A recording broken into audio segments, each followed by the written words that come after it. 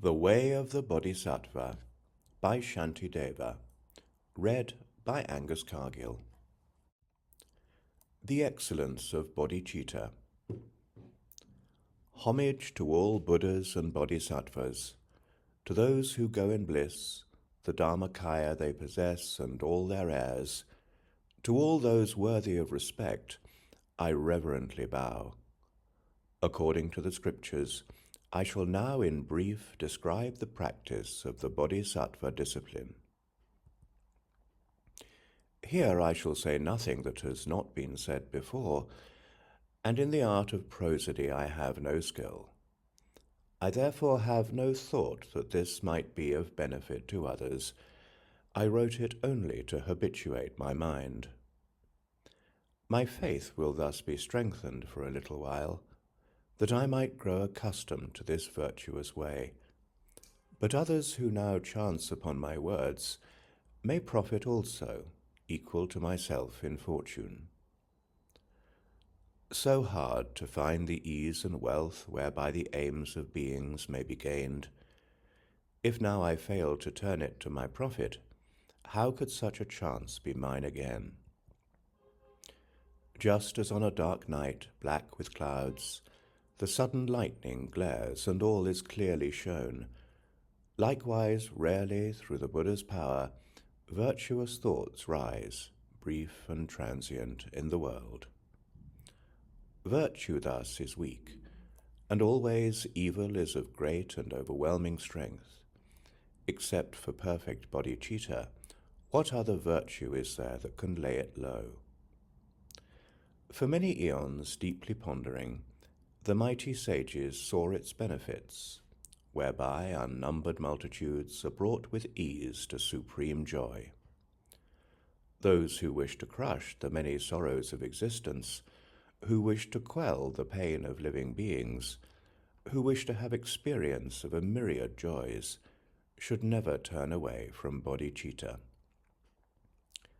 Should bodhicitta come to birth in those who suffer, chained in prisons of samsara, in that instant they are called the children of the blissful one, revered by all the world, by gods and humankind.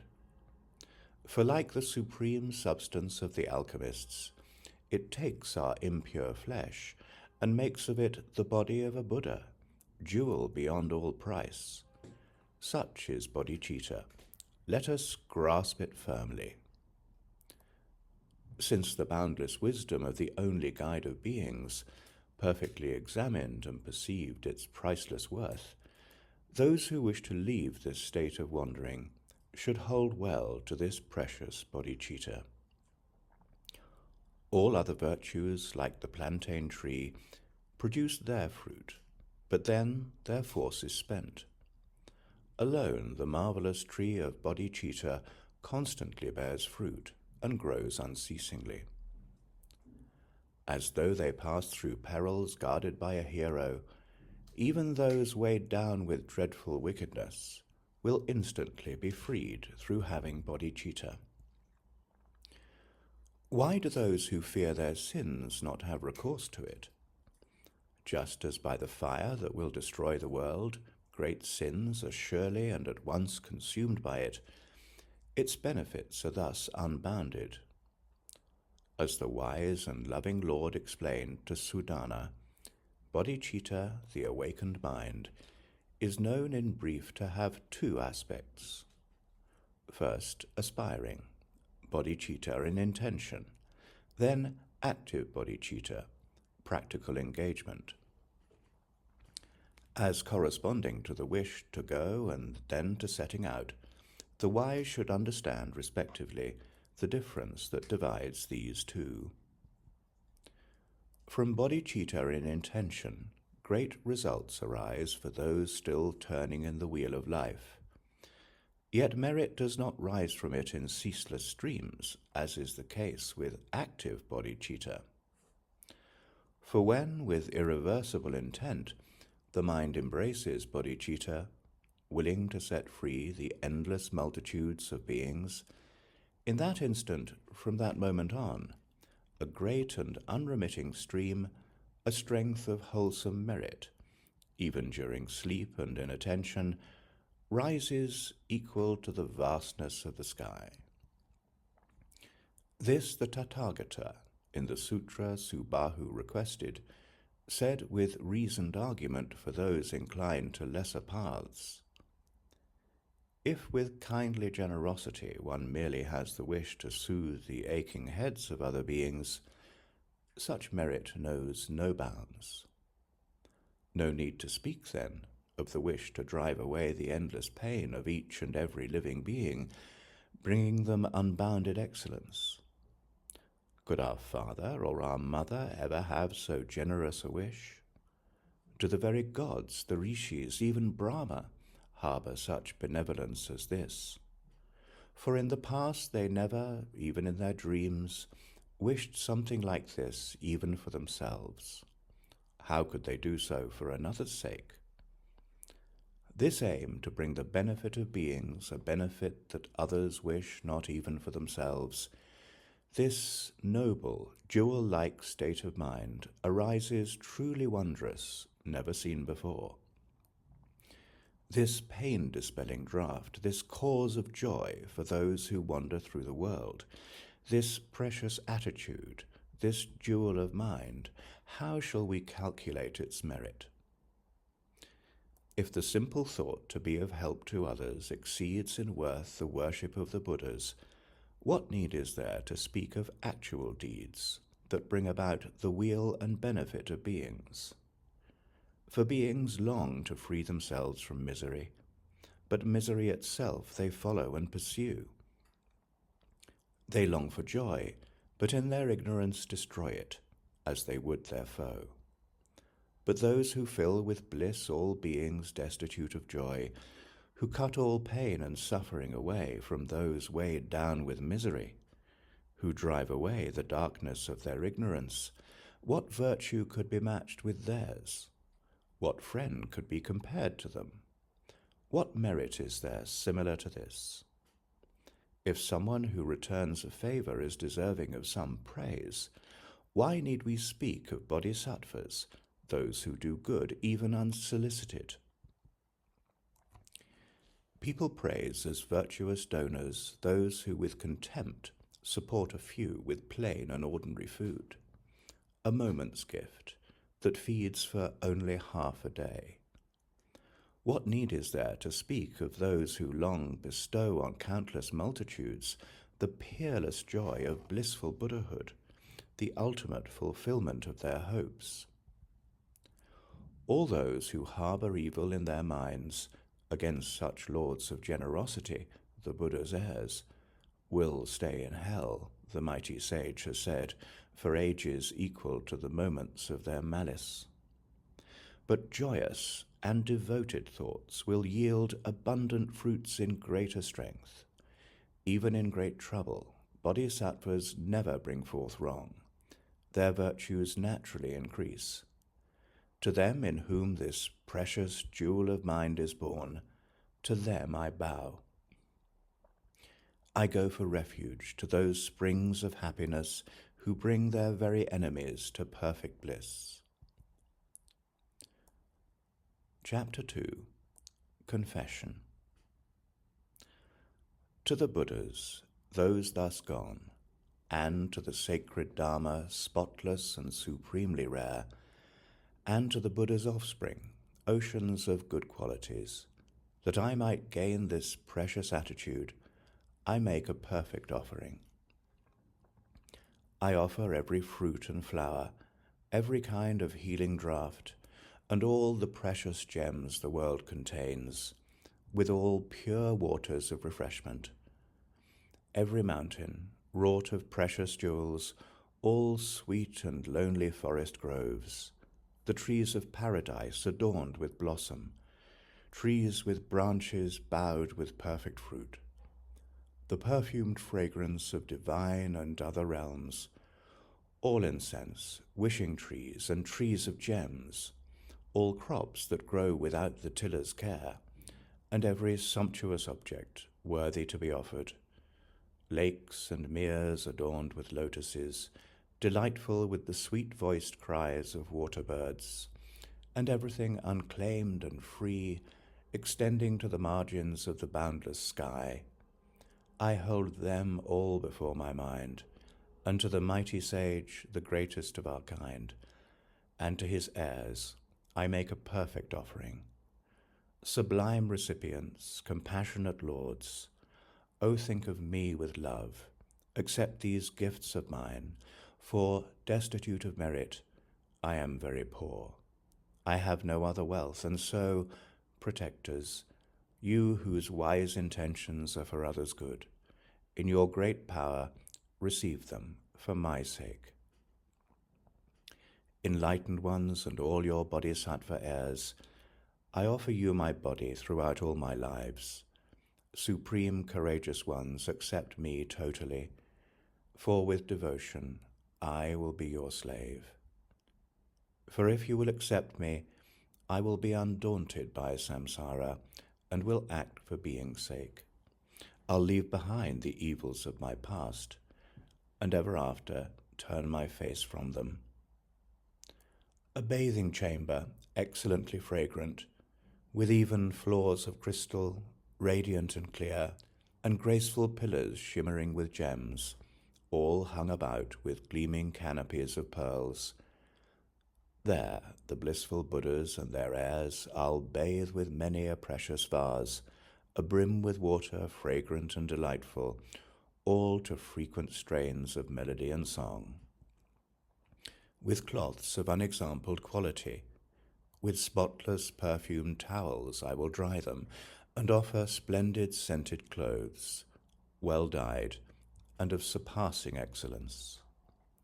With different garments, light and supple, and 100 beautiful adornments, I will grace Abhaim, Samantabhadra, Manjughosha, Lokeshvara, and their kin, and with a sumptuous fragrance which pervades 1,000 million worlds, I will anoint the bodies of the mighty sages, gleaming bright like burnished gold, refined and cleansed.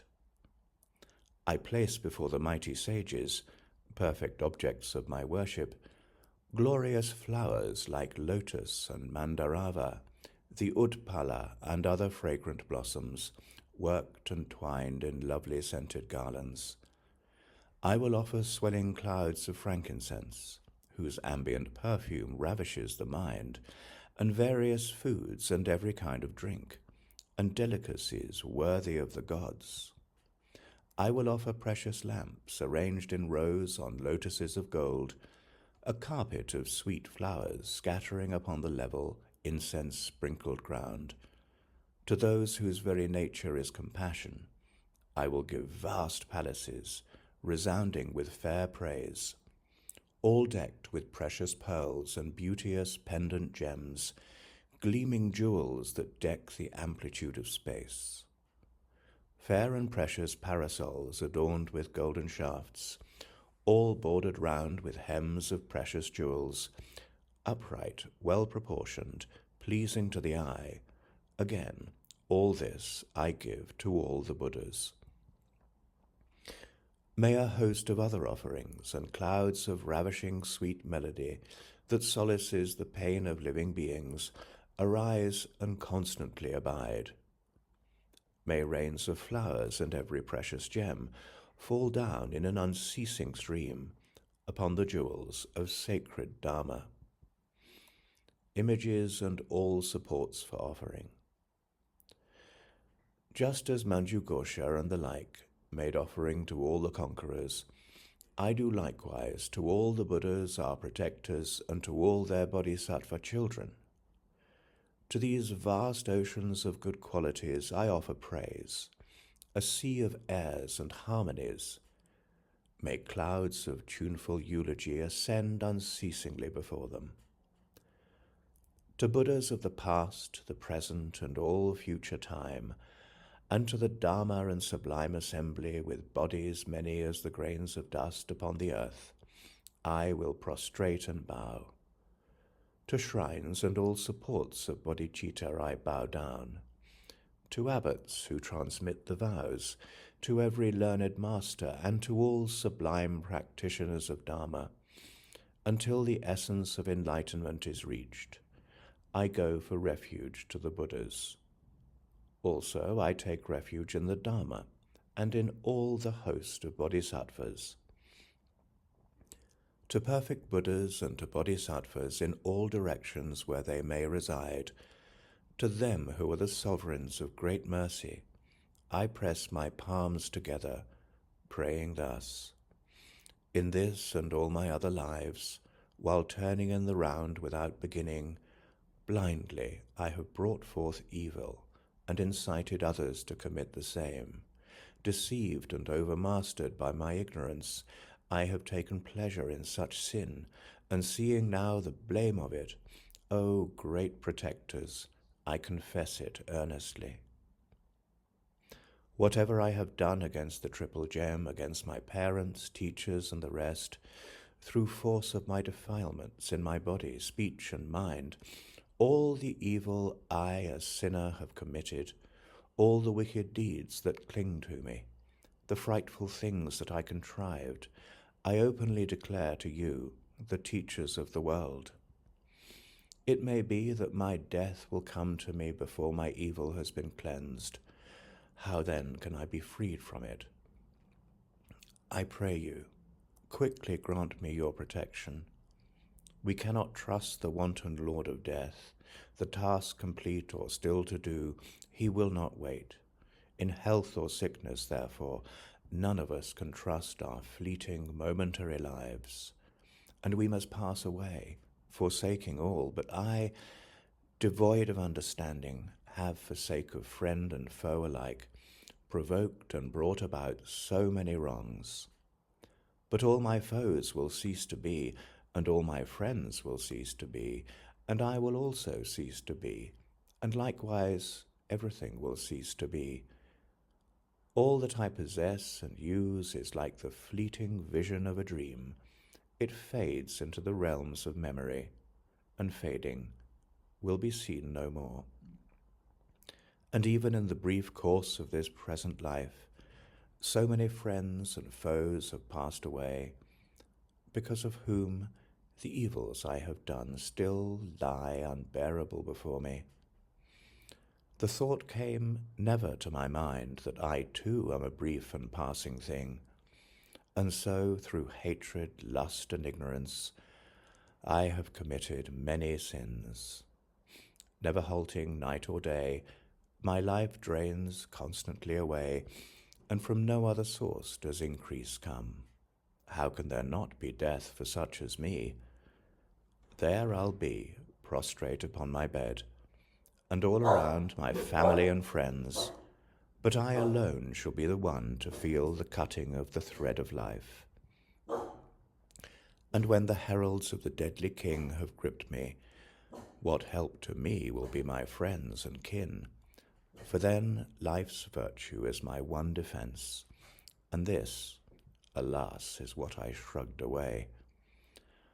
O protectors, I, so little heeding, hardly guessed at horror such as this, and all for this brief transient existence I have done so many evil things.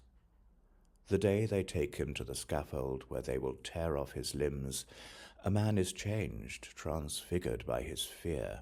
His mouth is dry, his eyes start from his brow.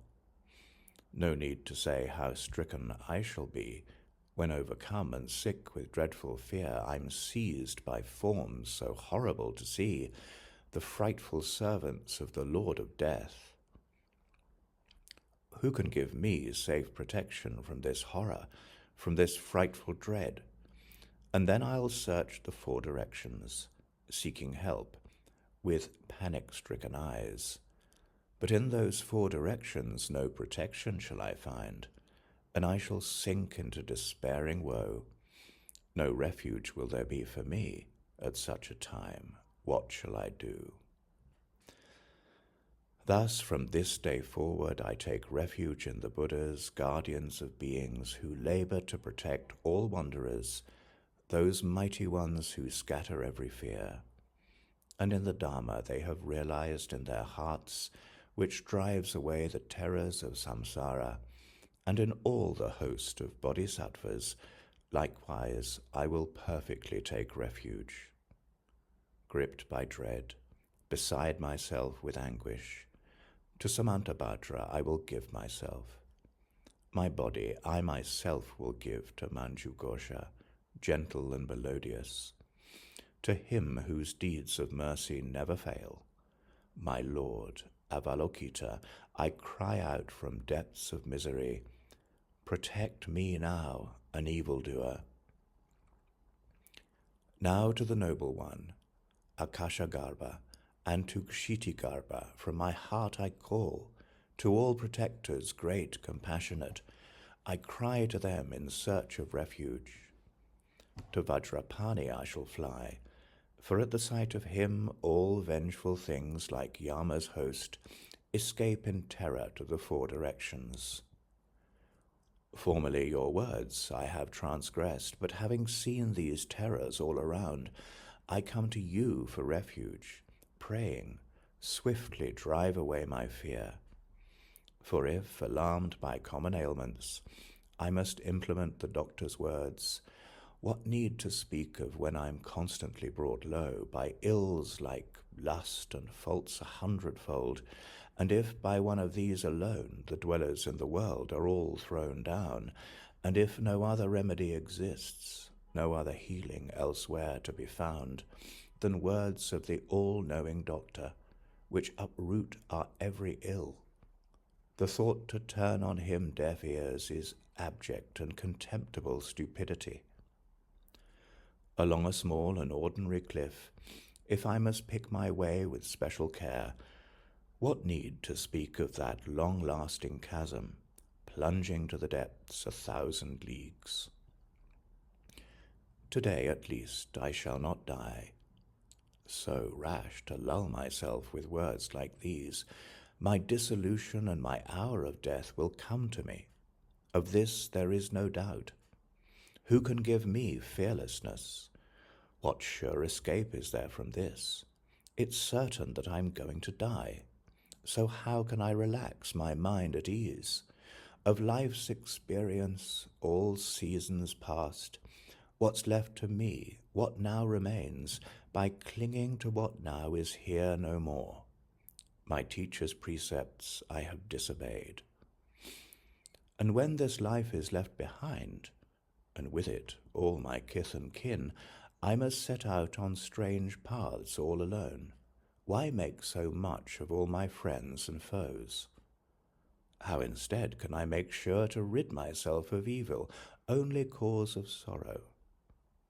This should be my one concern, my only thought both night and day, the wrongs that I have done through ignorant stupidity, all actions evil by their nature and transgressions of the precepts. Fearing all the pains to come, I join my palms and ceaselessly prostrate, and everything will I confess, directly in the sight of my protectors. I pray you, guides and guardians of the world, to take me as I am, a sinful man, and all these actions, evil as they are, I promise I will never do again. Chapter 3. Taking Hold of Bodhicitta. With joy I celebrate the virtue that relieves all beings from the sorrows of the states of loss, exulting in the happy states enjoyed by those who yet are suffering. I revel in the stores of virtue, cause of gaining the enlightened state, and celebrate the freedom won by living beings from the round of pain. And in the Buddhahood of the protectors I delight, and in the grounds of realization of the Buddha's heirs, their enlightened attitude, an ocean of great good, that seeks to place all beings in the state of bliss, and every action for the benefit of beings. Such is my delight and joy. And so I join my hands and pray the Buddhas who reside in every quarter kindle now the Dharma's light, for those who grope, bewildered in the dark of pain. I join my hands, beseeching the enlightened ones who wish to pass into nirvana, Do not leave us wandering in blindness. Stay among us for unnumbered ages. Through these actions now performed and all the virtues I have gained, may all the pain of every living being be wholly scattered and destroyed. For all those ailing in the world, until their every sickness has been healed, may I myself become for them the doctor, nurse, the medicine itself. Raining down a flood of food and drink, may I dispel the ills of thirst and famine. And in the eons marked by scarcity and want, may I myself appear as drink and sustenance. For sentient beings poor and destitute, may I become a treasure ever plentiful, and lie before them closely in their reach, a varied source of all that they might need. My body thus, and all my goods besides, and all my merits gained and to be gained, I give them all, and do not count the cost, to bring about the benefit of beings. Nirvana is attained by giving all. Nirvana is the object of my striving, and all must be surrendered in a single instant. Therefore, it is best to give it all to others. This body I have now resigned to serve the pleasure of all living beings.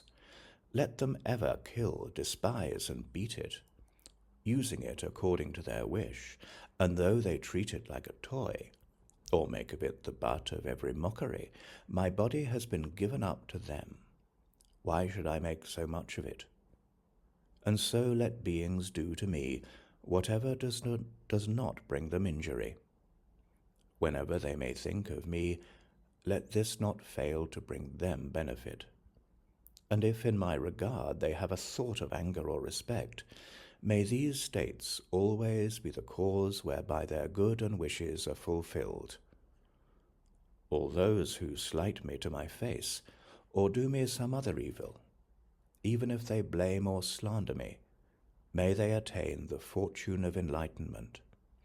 May I be a guard for those who are protectorless, a guide for those who journey on the road, for those who wish to cross the water. May I be a boat, a raft, a bridge. May I be an isle for those who yearn for land, a lamp for those who long for light, for all who need a resting place, a bed, for those who need a servant. May I be their slave. May I be the wishing jewel, the vase of wealth, a word of power and the supreme healing. May I be the tree of miracles, for every being the abundant cow.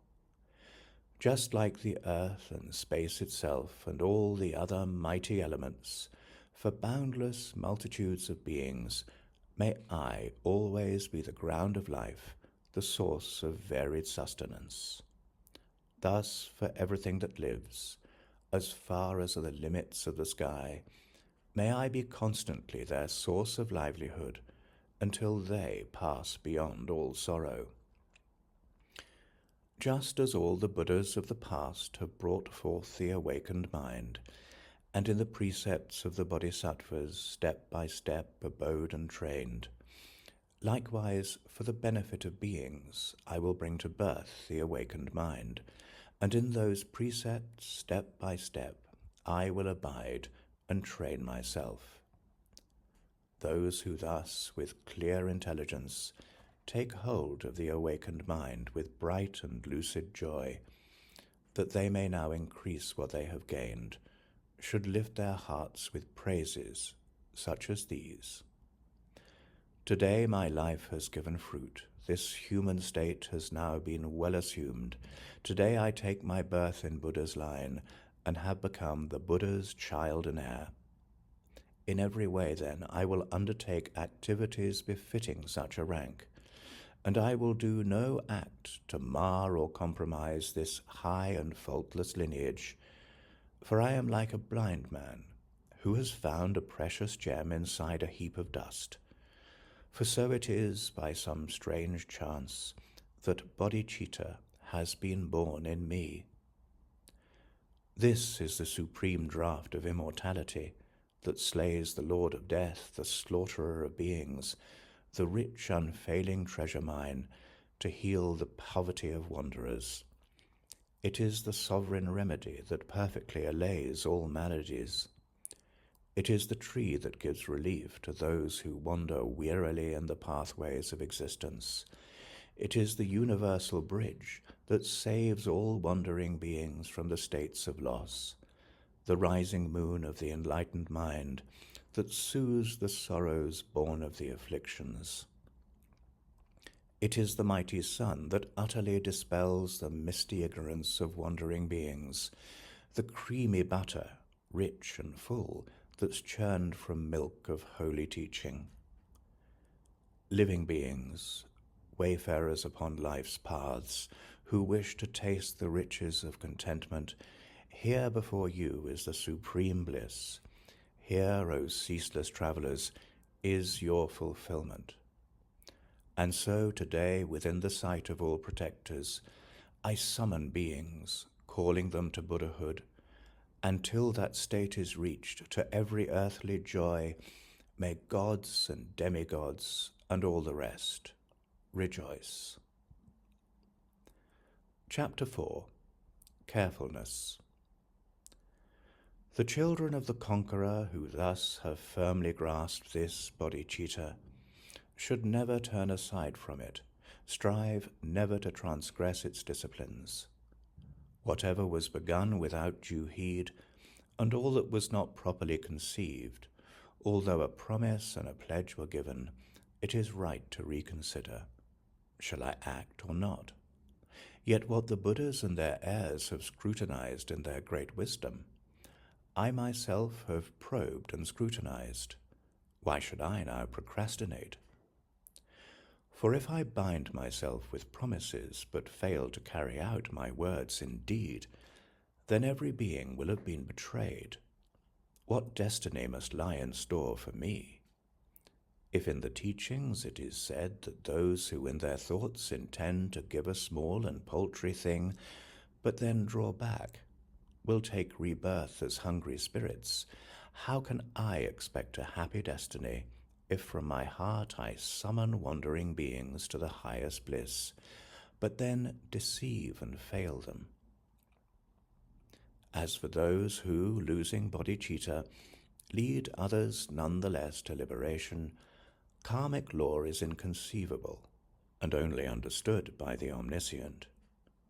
This failure for the Bodhisattva is the gravest of all downfalls, for should it ever come to pass, the good of every being is thrown down, and anyone who for a single instant halts the merit of a bodhisattva wanders endlessly in evil states, because the welfare of all beings is reduced.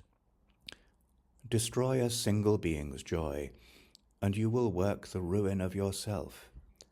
No need to speak of bringing low the joy of beings infinite as space itself, and those who circle in samsara, mixing powerful downfalls with the power of bodhicitta back and forth, will long be hindered from the bodhisattva grounds. And so, according to my promise, I will act attentively. From this day forth, if I now fail to strive, I'll fall from low to even lower states. Striving for the benefit of all that lives, unnumbered Buddhas have already lived and passed away. But I, by virtue of my sins, have failed to come within the compass of their healing works. And this will always be my lot if I continue to behave like this, and I will suffer pains and bondage, wounds and laceration in the lower realms, the appearance of the Buddhas in the world, true faith and the attainment of a human form, an aptitude for good. All these are rare. When will they come to me again? Today indeed, I'm hale and well, if I have enough to eat, and am not in danger, but this life is fleeting, unreliable. My body is like something briefly lent, and yet the way I act is such that I shall not regain a human life, and losing this, my precious human form, my evils will be many, virtues none. here is now my chance for wholesome deeds, but if I fail to practice virtue, what will be my lot? What shall I do, bewildered by the sorrows of the lower realms? Never there performing any virtue, only ever piling up my sins, and for 100 million ages I'll not even hear of happy destinies. This is why Lord Buddha has declared that like a turtle that perchance can place its head within a yoke adrift upon the mighty sea, this human birth is difficult to find. If through the evil action of a single instant I must spend an eon in the hell of unrelenting pain, the evils in samsara stored from time without beginning, no need to say that they will keep me from the states of bliss. And mere experience of such pain does not result in being freed from it.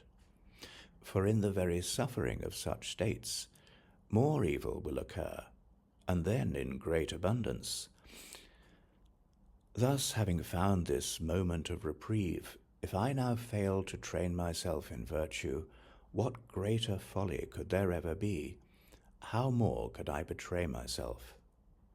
If, having understood all this, I'm stupidly despondent still, then at the moment of my death, my sorrows will be black indeed. And when my body burns so long in fires of hell so unendurable, my mind, there is no doubt, will also be tormented, burned in fires of unendurable regret. For it's as if by chance that I have gained this state so hard to find, wherein to help myself, if now, while having such discernment, I am once again consigned to hell. I am as if benumbed by sorcery, as if reduced to total mindlessness. I do not know what dulls my wits, or what is it that has me in its grip. Anger, lust, these enemies of mine, are limbless and devoid of faculties. They have no bravery, no cleverness. How then have they reduced me to such slavery? They dwell within my mind, and at their pleasure injure me. All this I suffer meekly, unresenting, thus my abject patience all displaced. If all the gods and demigods besides together came against me as my foes, they would be powerless to throw me down to fires of hell of unrelenting pain. And yet the mighty fiend of my afflictions flings me in an instant headlong down to where the mighty Lord of mountains would be burned, its very ashes all consumed. O my enemy, afflictive passion, endless and beginningless companion, no other enemy indeed is able to endure so long. All other foes that I appease and wait upon will show me favors, give me every aid, but should I serve my dark, defiled emotions, they will only harm me, draw me down to grief. If thus my ancient and unceasing foes, the wellspring only of my growing pain, can lodge so safe within my heart, how can I live so blithe and fearless in this wheel of life? And if the jail guards of the prisoners of samsara, the butchers and tormentors of infernal realms, all lurk within me in the web of craving, what joy can ever be my destiny? I will not leave the fight until before my eyes these enemies of mine are all destroyed. For if, aroused to fury by the merest slight, incapable of sleep until the scores are settled, proud but wretched rivals, destined all to suffer when they die, will draw the battle lines and do their best to win, and careless of the pain of cut and thrust will stand their ground, refusing to give way, no need to say that I will not lose heart. Regardless of the hardships of the fray, from this day forth I'll strive to crush these foes, whose very nature is to bring me pain. The wounds inflicted by the enemy in futile wars are flaunted by the soldier as a prize, so high in the high endeavour for so great a thing, why should I be dismayed by hurt or injury? When fishers, butchers, farmers, and the like, intending just to gain their livelihood, will suffer all the miseries of heat and cold, why, for being's happiness, should those like me not bear the same? When I pledged myself to free from their afflictions beings who abide in every region, stretching to the limits of the sky, I was myself not free from such defilements. To speak like that, not knowing my capacity, were these not truly but a madman's words? More reason then for never drawing back, abandoning the fight against defiled affliction. This shall be my all-consuming passion. Filled with rancour, I will wage my war. Defilement of this kind will halt defilement, and for this reason it shall not be spurned. Better if I perish in the fire, better that my head be severed from my body, than ever I should serve or reverence my mortal enemies' defiled emotions. Common foes, when driven from the state, retreat and base themselves in other lands, and muster all their strength the better to return. But enemy afflictions are without such stratagems. Miserable defilements, scattered by the eye of wisdom, where will you now run when driven from my mind? Whence would you return to do me harm? But oh, my mind is feeble, I am indolent. Defilements are not in the object, nor within the faculties, nor somewhere in between, and if not elsewhere, where is their abode, whence they inflict their havoc on the world? They are simple mirages, and so take heart, banish all your fear, and strive to know their nature. Why suffer needlessly the pains of hell? This is how I should reflect and labour, that I might apply the precepts thus set forth. What invalids in need of medicine ignored their doctor's words and gained their health? Chapter 5. Vigilant Introspection. Those who wish to keep the trainings must with perfect self-possession guard their minds. Without this guard upon the mind, the trainings cannot be preserved. Wandering where it will, the elephant of mind will bring us down to torment in the hell of unrelenting pain. No worldly beast, however wild and crazed, could bring upon us such calamities. If, with mindfulness rope, the elephant of mind is tethered all around, our fears will come to nothing, every virtue drop into our hands. Tigers, lions, elephants, and bears, snakes, and every hostile foe, those who guard the prisoners in hell, ghosts and ghouls, and every evil wraith, by simple binding of this mind alone, all these things are likewise bound. By simple taming of this mind alone, all these things are likewise tamed. For all anxiety and fear, and pain in boundless quantity, their source and wellspring is the mind itself, as he who spoke the truth declared. The hellish instruments to torture living beings, who invented them for such intent? Who has forged this burning iron ground? Whence have all these demon women sprung? All are but the offspring of the sinful mind. This the mighty sage has said. Throughout the triple world, therefore, there is no greater bane than mind itself. If transcendent giving is to dissipate the poverty of beings, in what way, since the poor are always with us, have former Buddhas practiced it? Transcendent giving, so the teachings say, consists in the intention to bestow on every being all one owns, together with the fruits of such a gift. It is indeed a matter of the mind itself. Where could beings, fishes, and the rest be placed to keep them safe from being killed? Deciding to refrain from every harmful act is said to be transcendent discipline. Harmful beings are everywhere, like space itself. Impossible it is that all should be suppressed. But let this angry mind alone be overthrown, and it's as though all foes had been subdued. To cover all the earth with sheets of leather, where could such amounts of skin be found? But with the leather soles of just my shoes, it is as though I cover all the earth. And thus the outer course of things I myself cannot restrain. But let me just restrain my mind, and what is left to be restrained?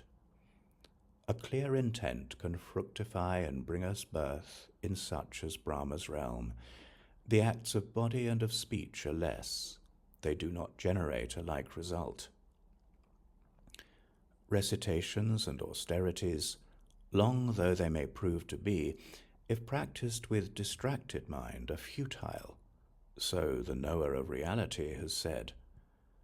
All those who fail to understand the secret of the mind, the greatest of all things, although they wish for joy and sorrow's end, will wander to no purpose uselessly. Therefore I will take in hand and well protect this mind of mine. What use to me are many disciplines if I can't guard and discipline my mind? When in wild, unruly crowds, I'm careful and attentive of my wounds. Likewise, when in evil company, this wound, my mind, I'll constantly protect. For if I carefully protect my wounds because I fear the pain of minor injuries, why should I not protect the wound that is my mind? For fear of being crushed beneath the cliffs of hell. If this is how I act and live, then even in the midst of evil folk, or even with fair women, all is well. My steady keeping of the vows will not decline. My property, my honor, all can freely go, my body and my livelihood as well, and even other virtues may decline, but never will I let my mind regress. All you who would protect your minds, maintain your mindfulness and introspection. Guard them both, at cost of life and limb. I join my hands beseeching you. Those disabled by ill health are helpless, powerless to act. The mind, when likewise cramped by ignorance, is impotent and cannot do its work. For those who have no introspection, though they hear the teachings, ponder them, or meditate like water seeping from a leaking jar, their learning will not settle in their memories. Many are endowed with joyful diligence. They are learned also and imbued with faith, but through the fault of lacking introspection, they will not escape the stain of sin and downfall. Lack of introspection is a thief. It slinks behind when mindfulness abates, and all the merit we have gathered in, it steals, and down we go to lower realms. Defilements are a band of robbers, looking for their chance to injure us. They steal our virtue when their moment comes, and batter out the lives of happy destinies. Therefore, from the gateway of my mind, my mindfulness shall not have leave to stray, and if it wanders, it shall be recalled by thoughts of anguish in the lower worlds.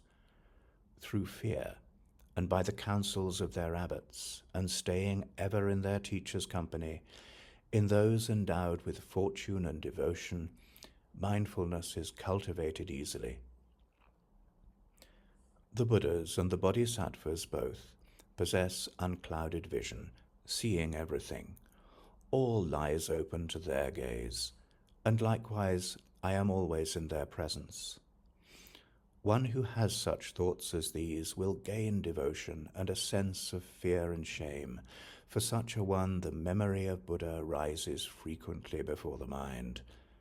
When mindfulness is stationed as a sentinel, a guard upon the threshold of the mind.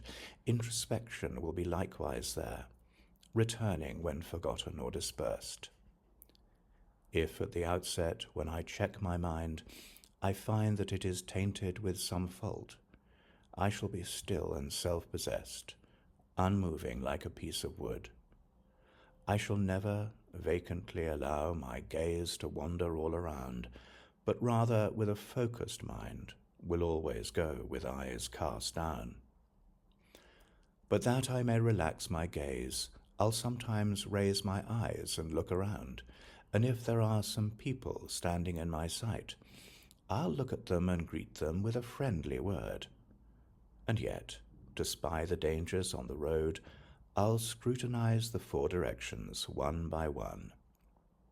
And when I stop to rest, I'll turn around and look behind me, back along my way. I will survey the land in front, behind, and carry on or else retrace my steps. In every time and place, therefore, I'll know my needs and act accordingly. My body shall remain like this. Embarking thus upon a given course, from time to time I'll verify, inquiring how my body is disposed. This rampant elephant, my mind, once tied to that great post, reflection on the teachings, must now be watched with all my strength, that it might never slip away. Those who strive to master concentration should never for an instant be distracted. They should always watch their minds, inquiring, where is now my mind engaged? When this becomes impossible, in case of danger or festivity, I'll act as it seems best. For it is taught that rules of discipline may be relaxed in times of generosity. When something has been planned and started on, attention should not drift to other things. With thoughts fixed on the chosen target, that and that alone should be pursued. Behaving in this way, all tasks are well performed, and nothing is achieved by doing otherwise. If thus we act, the secondary defilement, lack of introspection, will not grow. And if you find yourself engaged in different kinds of pointless conversation, and curious sights, the like of which abound, be rid of all delight and taste for them. And if you find you're grubbing in the soil, or pulling up the grass, or tracing idle patterns on the ground, remembering the precepts of the blissful one in fear, restrain yourself at once. And when you feel the wish to move about, or even to express yourself in speech, first examine what is in your mind, for steadfast ones should act correctly. When the urge arises in your mind to feelings of desire or angry hate, do not act, be silent, do not speak, and like a log of wood, be sure to stay. And when your mind is wild, or filled with mockery, or filled with pride and haughty arrogance, or when you would expose another's secret guilt, to bring up old dissensions, or to act deceitfully, or when you want to fish for praise, or criticize and spoil another's name, or use harsh language, sparring for a fight, it's then that like a log you should remain. And when you yearn for wealth, attention, fame, a circle of retainers serving you, and when you look for honors, recognition, it's then that like a log you should remain. And when you are inclined to overlook another's need, and want to get the best thing for yourself, and when you feel the urge to speak, it's then that like a log you should remain. Impatience, indolence, faint-heartedness, and likewise arrogance and careless speech, attachment to your side, when these arise, it's then that like a log you should remain. Examine thus yourself from every side. Take note of your defilements and your pointless efforts, for thus the heroes on the Bodhisattva path seize firmly on such faults with proper remedies. With perfect and unyielding faith, with steadfastness, respect, and courtesy, with conscientiousness and awe, work calmly for the happiness of others. Let us not be downcast by the warring wants of childish persons quarrelling. Their thoughts are bred from conflict and emotion. Let us understand and treat them lovingly. When acting irreproachably, for our sake or the sake of others, let us always bear in mind the thought that we are selfless like an apparition. This supreme freedom of a human life, so long awaited, now at last attained, reflecting always thus, maintain your mind as steady as Sumeru, king of mountains. If, O mind, you will not be aggrieved, when vultures with their love of flesh are tugging at this body all around, why are you so besotted with it now? Why, O mind, do you protect this body, taking it to be your own? You and it are each a separate entity. How ever can it be of use to you? Why, O foolish mind, don't you appropriate a clean form carved in wood? How is it fit to guard an unclean engine for the making of impurity? First, with mind's imagination, shed the covering of skin, and with the blade of wisdom, strip the flesh from off the bony frame. And when you have divided all the bones, and searched right down amid the very marrow, you yourself should ask the question, where is the essential core? If, persisting in the search, you see no underlying essence, why do you protect with such desire the body that you now possess? Its filth you cannot eat, O mind. Its blood likewise is not for you to drink. Its innards, too, unsuitable to suck. This body, what then will you make of it? And yet it may indeed be kept as food to feed the vulture and the fox. The value of this human form lies only in the use you make of it. Whatever you may do to guard and keep it, what will you do when the ruthless Lord of Death will seize and throw it to the dogs and birds? If servants who cannot be set to work are not rewarded with supplies and clothing, why do you sustain with such great pains this body, which, though nourished, will abandon you? So pay this body due remuneration, and then be sure to make it work for you. But do not lavish everything on what will not bring perfect benefit. Regard your body as a vessel, a simple boat for going here and there. Make of it a thing that answers every wish, to bring about the benefit of beings. Be the master of yourself, and have an ever-smiling countenance. Rid yourself of scowling, wrathful frowns, and be a true and honest friend to all. Do not, acting inconsiderately, move chairs and furniture so noisily around. Likewise, do not open doors with violence. Take pleasure in the practice of humility. Herons, cats, and burglars achieve what they intend by going silently and unobserved. Such is the constant practice of a sage. When useful admonitions come unsought from those with skill in counseling their fellows, welcome them with humble gratitude, and always strive to learn from everyone. Praise all whose speech is worthy. Say, your words are excellent, and when you notice others acting well, encourage them in terms of warm approval. Extol their qualities discreetly. When they're praised by others, praise them too. But when the qualities they praise are yours, reflect upon their skill in recognizing qualities. The goal of every act is happiness itself. Though even with great wealth it's rarely found, so take your pleasure in the excellence of others. Let them be a heartfelt joy to you. By acting thus, in this life you'll lose nothing. In future lives, great bliss will come to you. Wrongdoing brings not joy but pain, and in the future dreadful torment. Speak coherently, appropriately, clear in meaning, pleasantly. Rid yourself of craving and aversion. Speak gently with moderation. When you look at others, think that it will be through them that you will come to Buddhahood. So look on them with frank and loving hearts. Always fired by highest aspiration, laboring to implement the antidotes, you will reap great virtues in the field of excellence, and in the fields of benefits and sorrow. Acting thus with faith and understanding, you should always undertake good works, and in whatever actions you perform, you should not be dependent on another.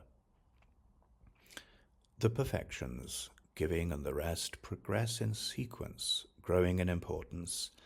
The great should never be abandoned for the less, and others' good should be regarded as supreme. Therefore understand this well, and always labor for the benefit of beings. The compassionate one far-sightedly permits, to this end, even what has been prescribed. Eat only what is needful.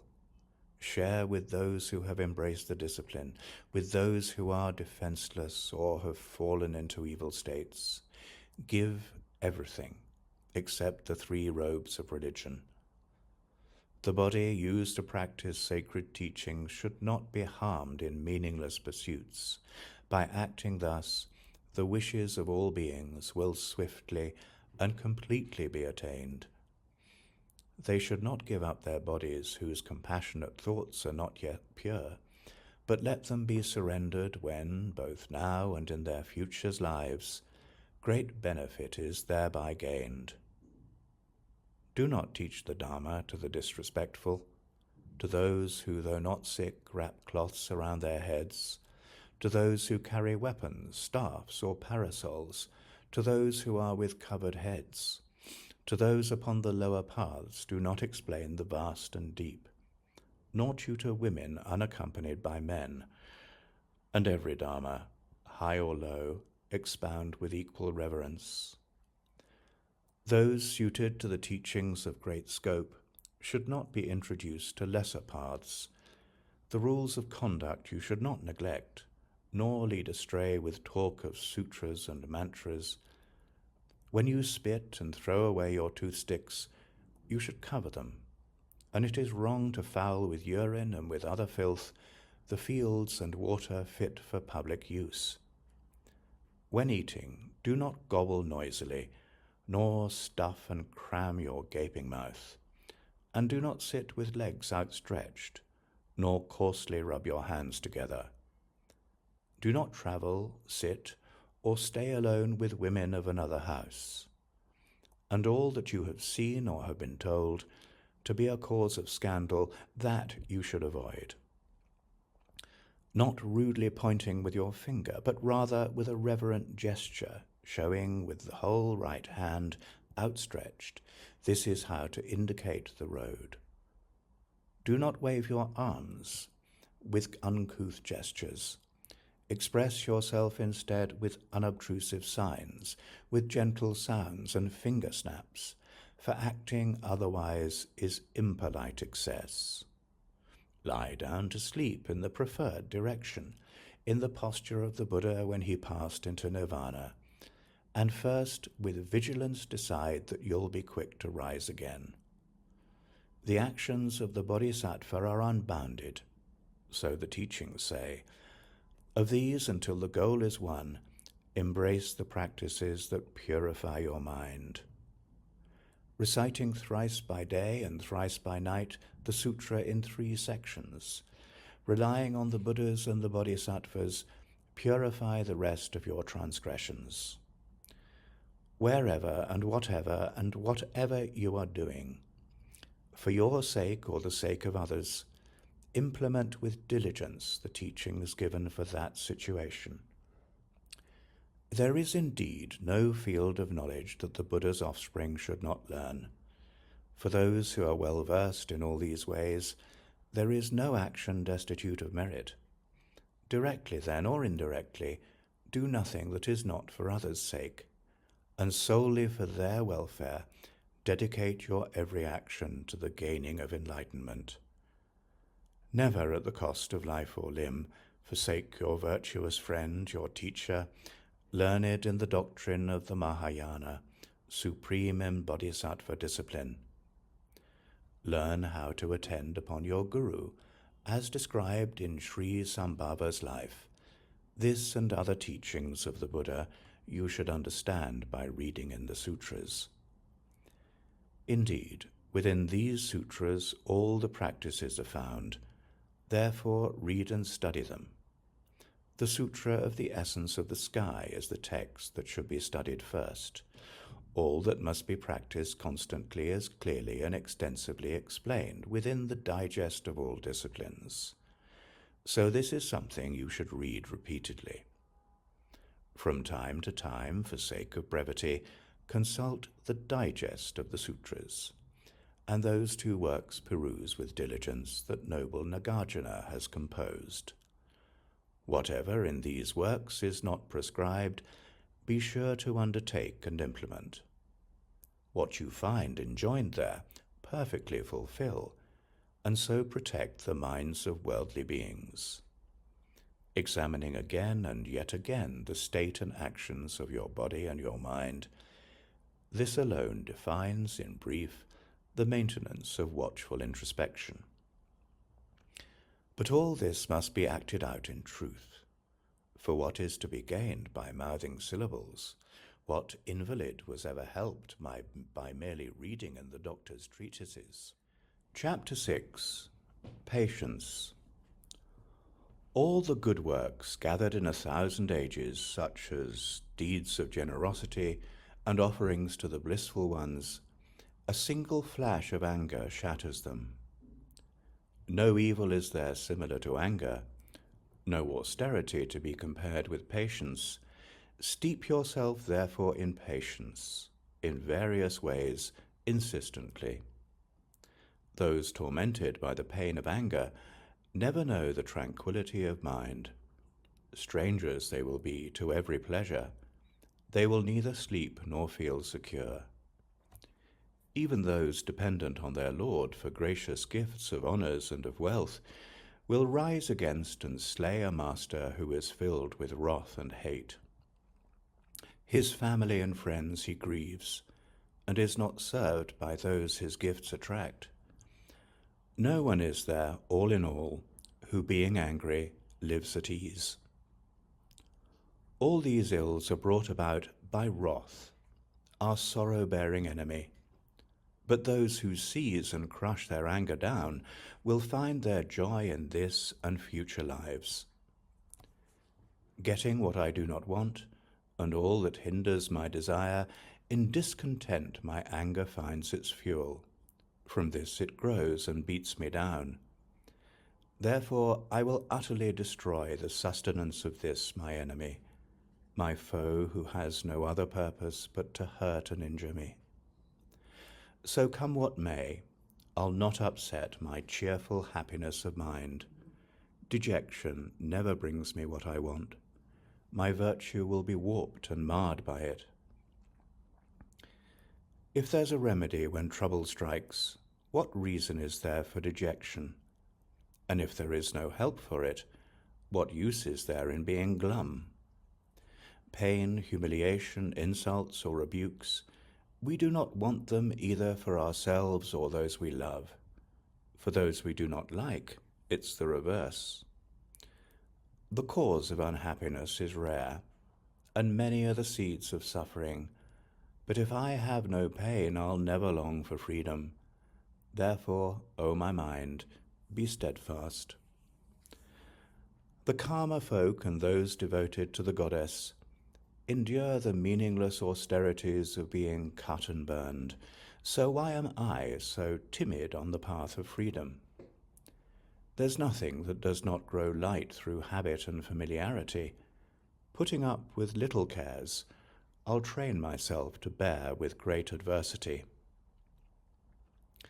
Don't I see that this is so with common irritations, bites and stings of snakes and flies, experiences of hunger and of thirst, and painful rashes on my skin. Heat and cold, the wind and rain, sickness, prison beatings, I'll not fret about such things. To do so only aggravates my trouble. There are some whose bravery increases at the sight of their own blood, while some lose all their strength and faint when it's another's blood they see. This results from how the mind is set, in steadfastness or cowardice. And so I'll scorn all injury, and hardships will I disregard. When sorrows fall upon the wise, their minds should be serene and undisturbed, for in their war against defiled emotion, many are the hardships, as in every battle. Thinking scorn of every pain and vanquishing such foes as hatred, these are exploits of victorious warriors. The rest is slaying what is dead already. Suffering also has its worth. Through sorrow, pride is driven out, and pity felt for those who wander in samsara. Evil is avoided, goodness seems delightful.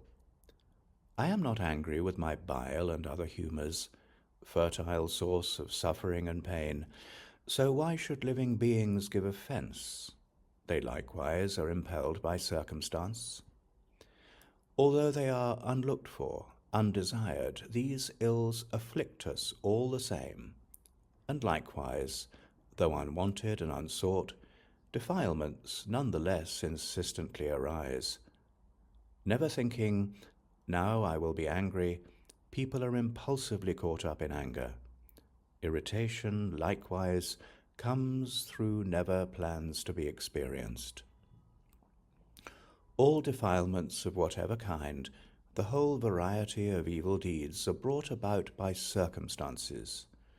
None is independent, none autonomous. Conditions once assembled have no thought that they will now give rise to some result.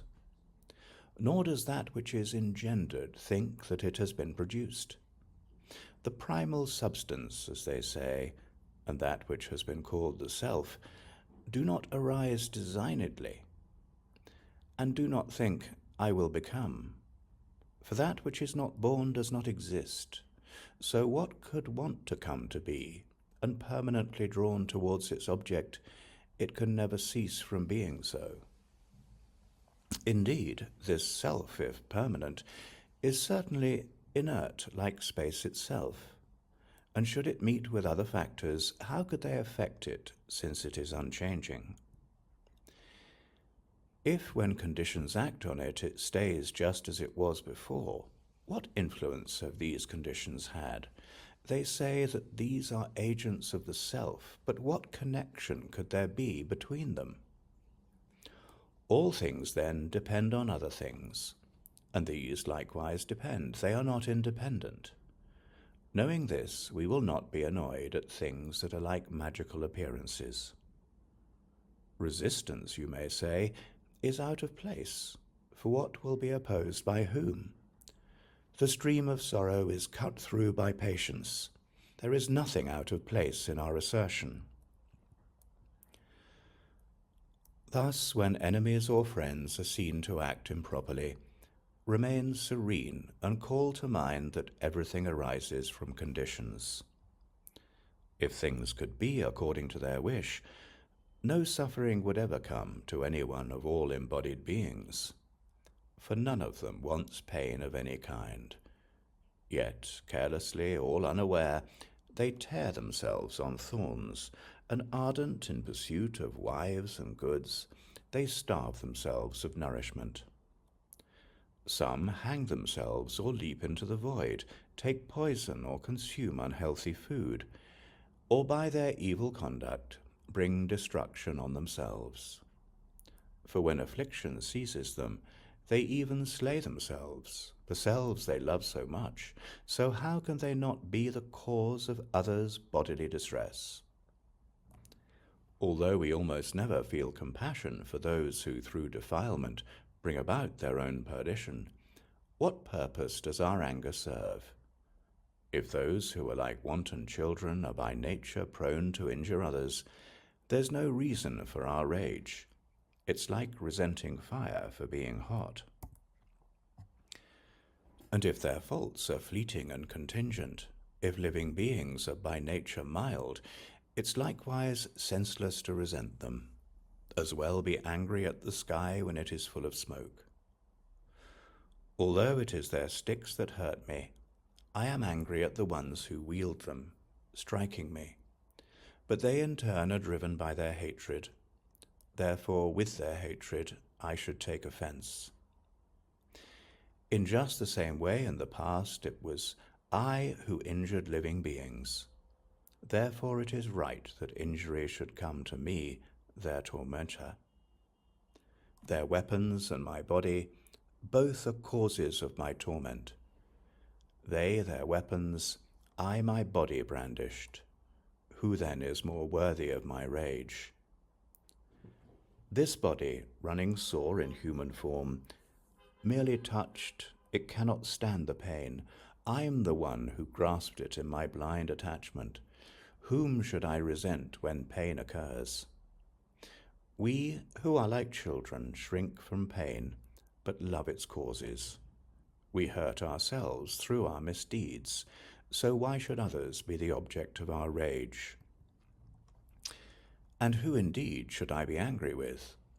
This pain is all my own contriving. Likewise all the janitors of hell, and all the groves of razor trees. Those who harm me rise against me. It's my karma that has summoned them. And if through this these beings go to hell, is it not I who bring their ruin? Because of them and through my patience, all my many sins are cleansed and purified. But they will be the ones who, thanks to me, will have the long-drawn agonies of hell. Therefore I am their tormentor. Therefore it is they who bring me benefit.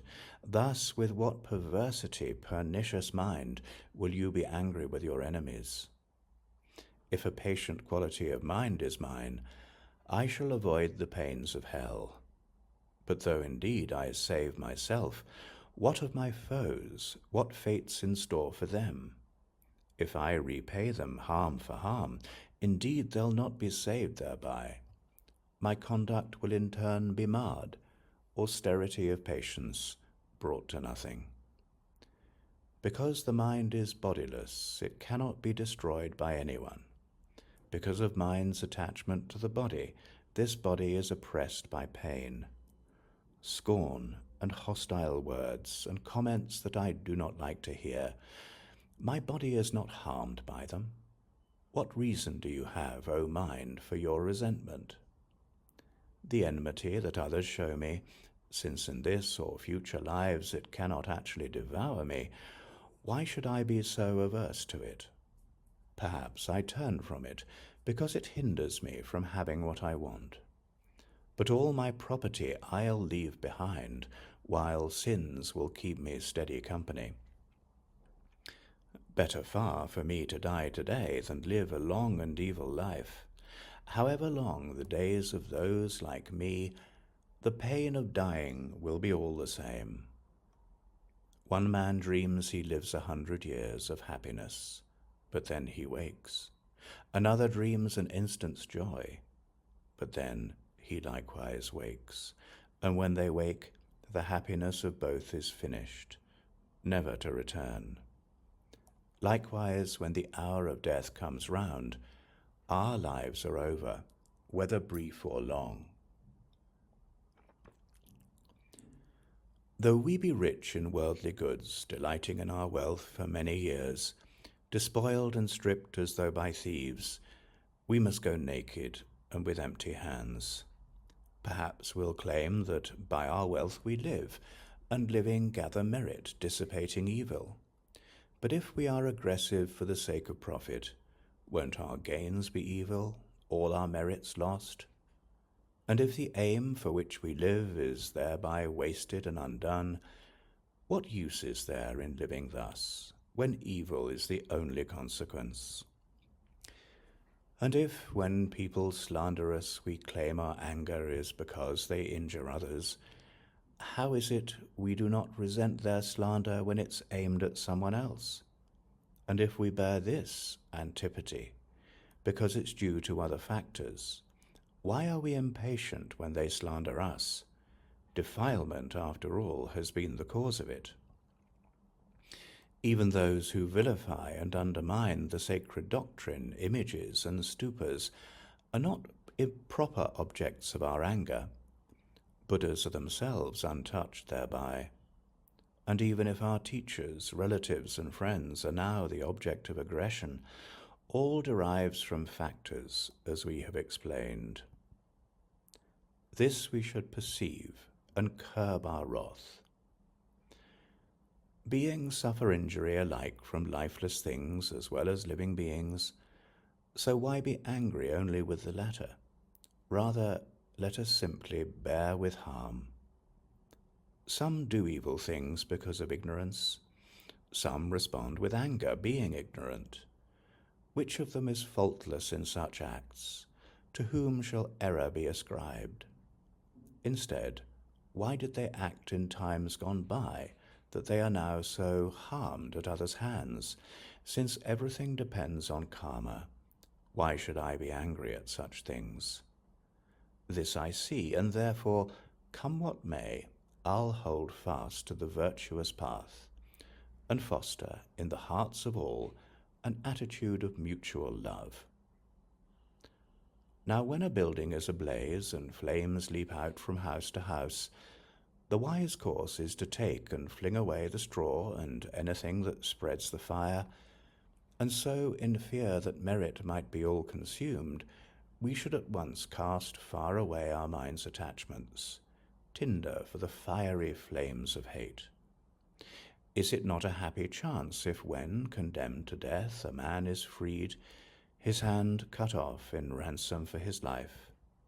And is it not a happy chance if now, to escape hell, I suffer only the misfortunes of the human state? If even these, my present pains, are now beyond my strength to bear, why do I not cast off my anger, cause of future sorrows in infernal torment? For sake of gaining all that I desired, 1,000 times I underwent the tortures of the realms of hell, achieving nothing for myself and others. The present aches are nothing to compare with those, and yet great benefits will come from them. These troubles that dispel the pain of wanderers, it's only right that I rejoice in them. When others take delight in giving praise to those endowed with talents, why, O mind, do you not find a joy likewise in praising them? The pleasure that is gained therefrom itself gives rise to blameless happiness. It's urged on us by all the holy ones, and is the perfect way of winning others.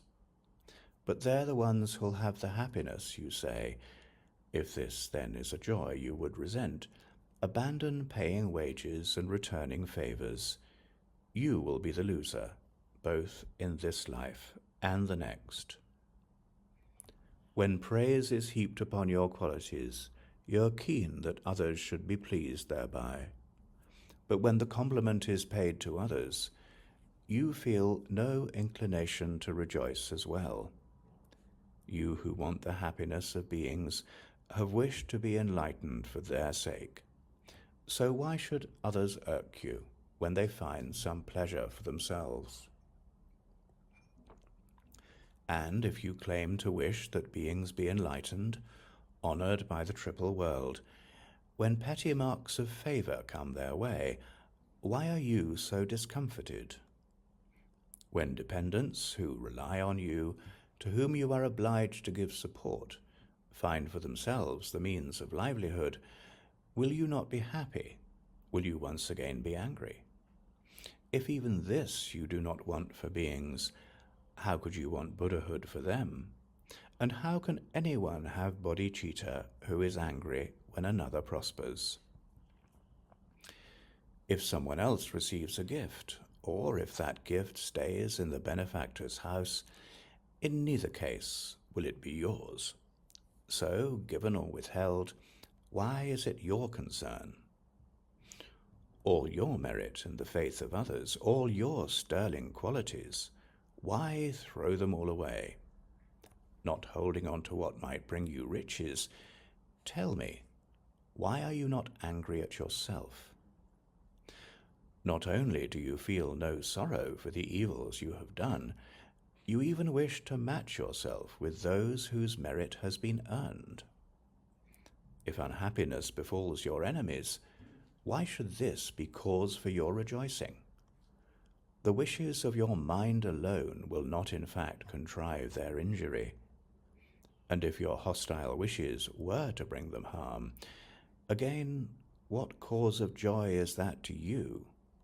Why, then I would be satisfied. Are these your thoughts? Is anything more ruinous than that?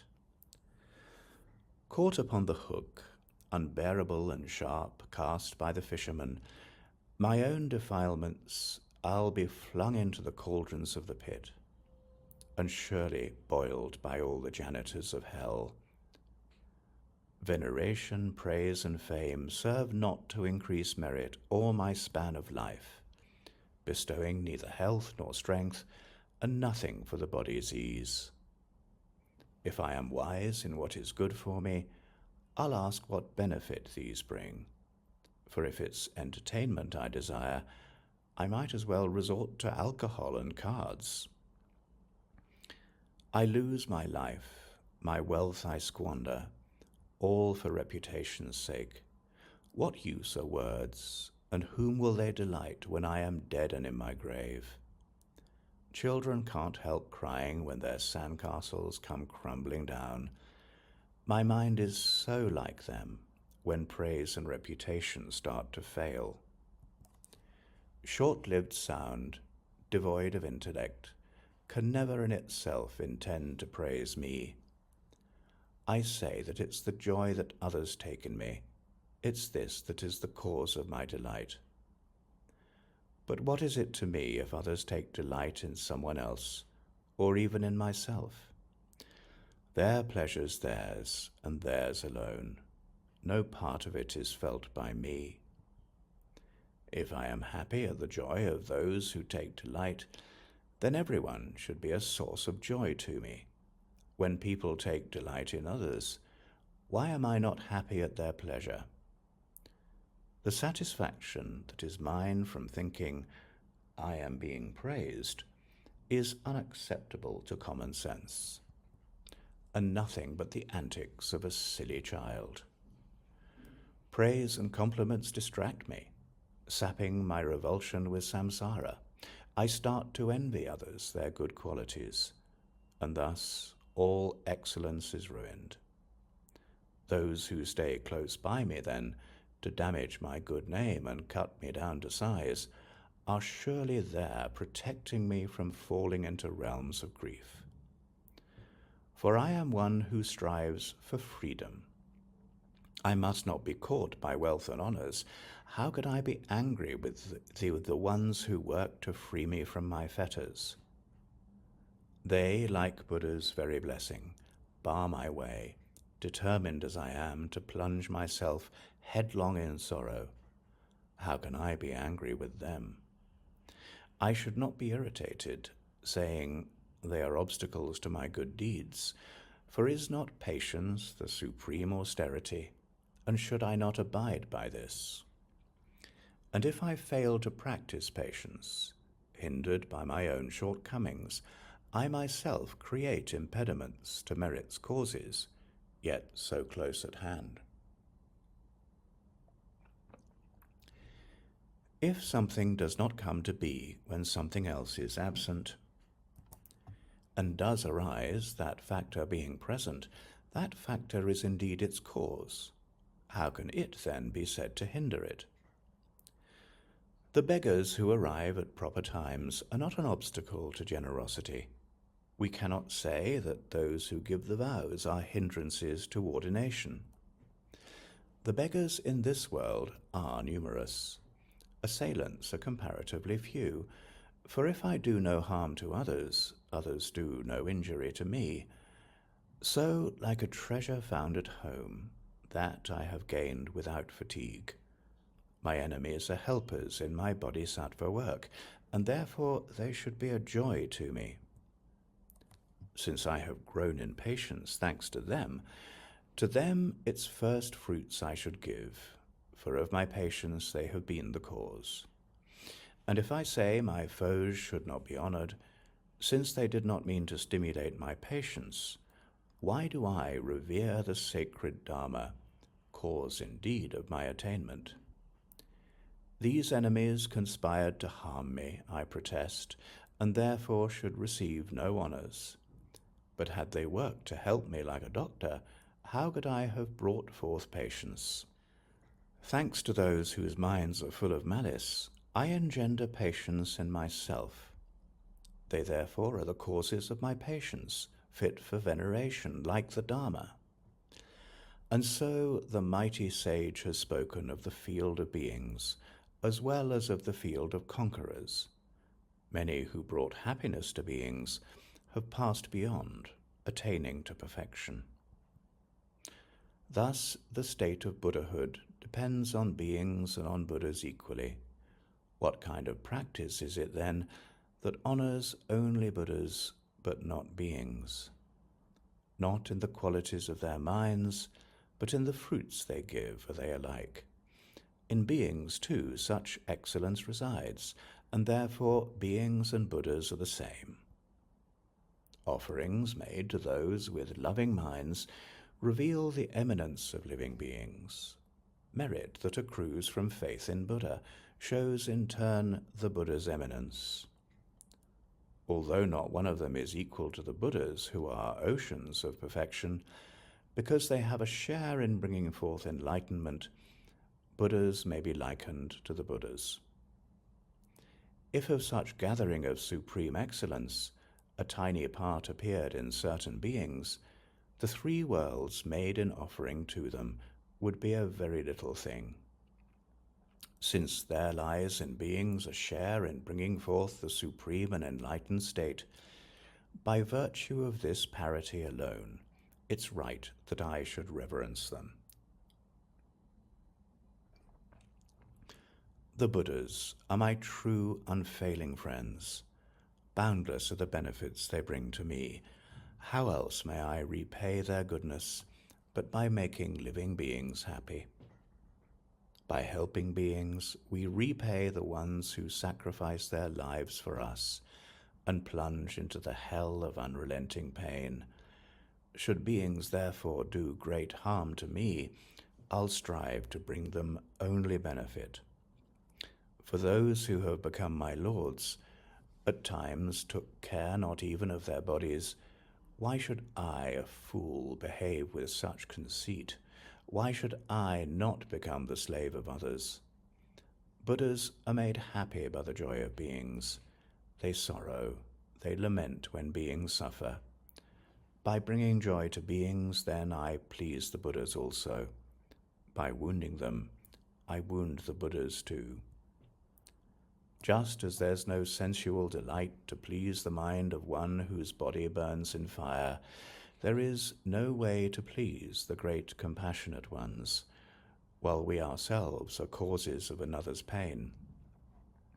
The damage I have done to beings saddens all the Buddhas in their great compassion. Therefore, all these evils I confess today, and pray that they will bear with my offenses, that I might rejoice the Buddha's hearts. Henceforth I will be master of myself, the servant of the world. I shall not seek revenge, though crowds may trample on my head or kill me. Let the guardians of the world rejoice. The great compassionate lords consider as themselves all beings. There's no doubt of this. Those whom I perceive as beings are Buddhas in themselves. How can I not treat them with respect? This very thing is pleasing to the Buddha's hearts and perfectly secures the welfare of myself. This will drive away the sorrows of the world, and therefore it will be my constant work. Imagine that the steward of a king does injury to multitudes of people. Those with clear, far-seeing eyes do not respond with violence, even if they can, for stewards, after all, are not alone. They are supported by the kingly power. Therefore I will not despise the feeble beings tormenting me. Their allies are the guardians of hell, and also the compassionate Buddhas. Therefore living beings I will gratify as subjects might placate a wrathful king. And yet the pains of hell to be endured through making living beings suffer, could these ever be unleashed on me by all the ire of such a king? And even if that king were pleased, enlightenment he could not give to me, for this will only be achieved by bringing happiness to beings. No need to mention future Buddhahood, achieved through bringing happiness to beings. How can I not see that glory, fame, and pleasure, even in this life, will likewise come? For patience in samsara brings such things as beauty, health, and good renown. Its fruit is great longevity, the vast contentment of a universal king. Chapter 7. Diligence. Thus with patience I will strive with diligence, for in such diligence enlightenment is found. If no wind blows, then nothing stirs, and neither is there merit without diligence. Diligence means joy in virtuous ways. Its contraries have been defined as laziness, an inclination for unwholesomeness, defeatism, and self-contempt, a taste for idle pleasure, and a craving for repose and sleep. No qualms about the sorrows of samsara. Laziness indeed is born from these. Snared by the trapper of defiled emotion, enmeshed and taken in the toils of birth, again you've strayed into the moor of death. What is it? Have you still not understood? Don't you see how one by one death has come for all your kind, and yet you slumber on so soundly like a buffalo beside its butcher? All the paths of flight are blocked. The Lord of Death now has you in his sights. How can you take such pleasure in your food, and how can you delight to rest and sleep?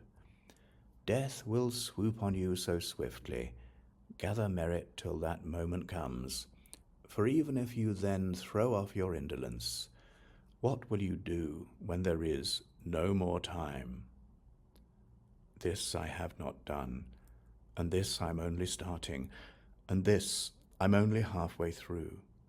Then is the sudden coming of the Lord of Death, and oh, the thought, alas, I'm finished. You'll look upon the faces of your hopeless friends, their tear-stained cheeks, their red and swollen eyes, for such will be the depths of their distress. And then you'll see the heralds of the deadly Lord. The memory of former sins will torture you. The screams and din of hell break on your ears. With very terror you will foul yourself. What will you do in such delirium? If, like a living fish that twists and writhes, you are so terrified while still alive, what need to speak of pain unbearable in hells created by past evil deeds? How can you remain at ease like this when you have done the deeds that lead to contact on your tender baby flesh of boiling liquids in the hell of extreme heat? So testy and thin-skinned, you want results without endeavor. Many are the troubles now in store for you, though in the grip of death you are behaving like a god, and suffering, alas, will beat you down. So take advantage of this human boat. Free yourself from sorrow's mighty stream. This vessel will be later hard to find. The time that you have now, you fool, is not for sleep. You turn your back upon the sacred doctrine, supreme joy and boundless source of bliss. Why delight in mere excitement, in distractions that will cause you misery? Do not be downcast, but marshal all your powers. Make an effort, Be the master of yourself. Practice the equality of self and other. Practice the exchange of self and other. Oh, but how could I become enlightened? Don't excuse yourself with such despondency. The Buddha who declares the truth has truly spoken and proclaimed that if they bring forth strength of perseverance, even bees and flies and gnats and grubs will gain supreme enlightenment, so hard to find. And if by birth and lineage of humankind I'm able to distinguish good from ill, and do not leave aside the Bodhisattva deeds, why should I not attain the state of Buddhahood? That I must give away my life and limbs alarms and frightens me. If so you say, your terror is misplaced. Confused, you fail to see what's hard and what is easy. For myriads of ages, measureless, uncounted, your body has been cut, impaled, burned, torn, for times past numbering, yet none of this has brought you Buddhahood.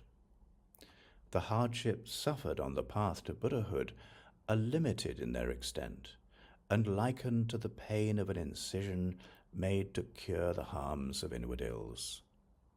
And all our doctors cure disease by means of bitter remedies. Likewise, to destroy a vast amount of pain, we should be patient with our little hurts. And yet the Supreme Healer does not use, like them, these common remedies.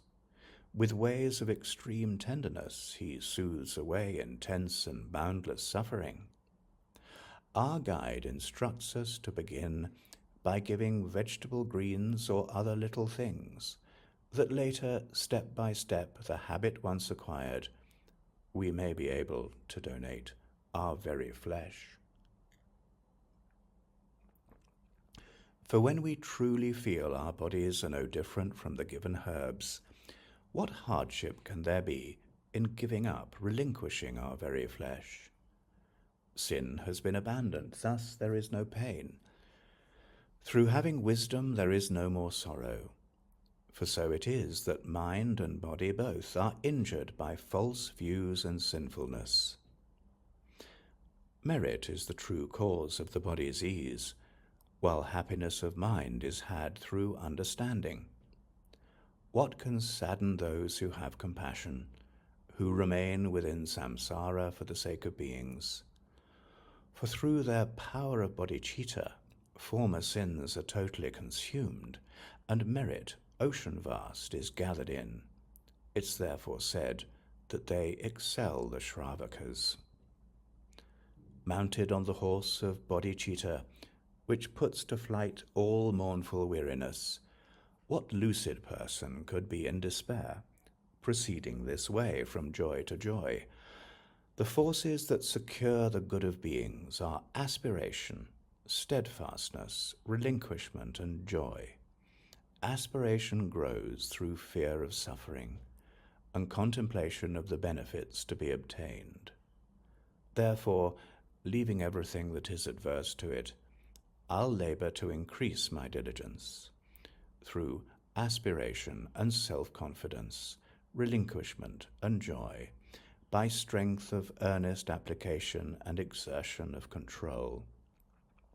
The boundless evils of myself and others, I must bring them all to nothing, even though a single of these ills may take unnumbered ages to exhaust. And if I find within myself no sign that faults are even starting to be cleansed, why does my heart not burst asunder, destined as I am for boundless pain? Good qualities for my and others' sake, though they be many, I must now accomplish, even though for each of them I must endeavor for unnumbered ages. Acquaintance I have never gained with even part of such great qualities. It is indeed amazing that I render meaningless this life that somehow I have gained. Offerings to the Buddhas I have never made. No feasts were ever held through my donations.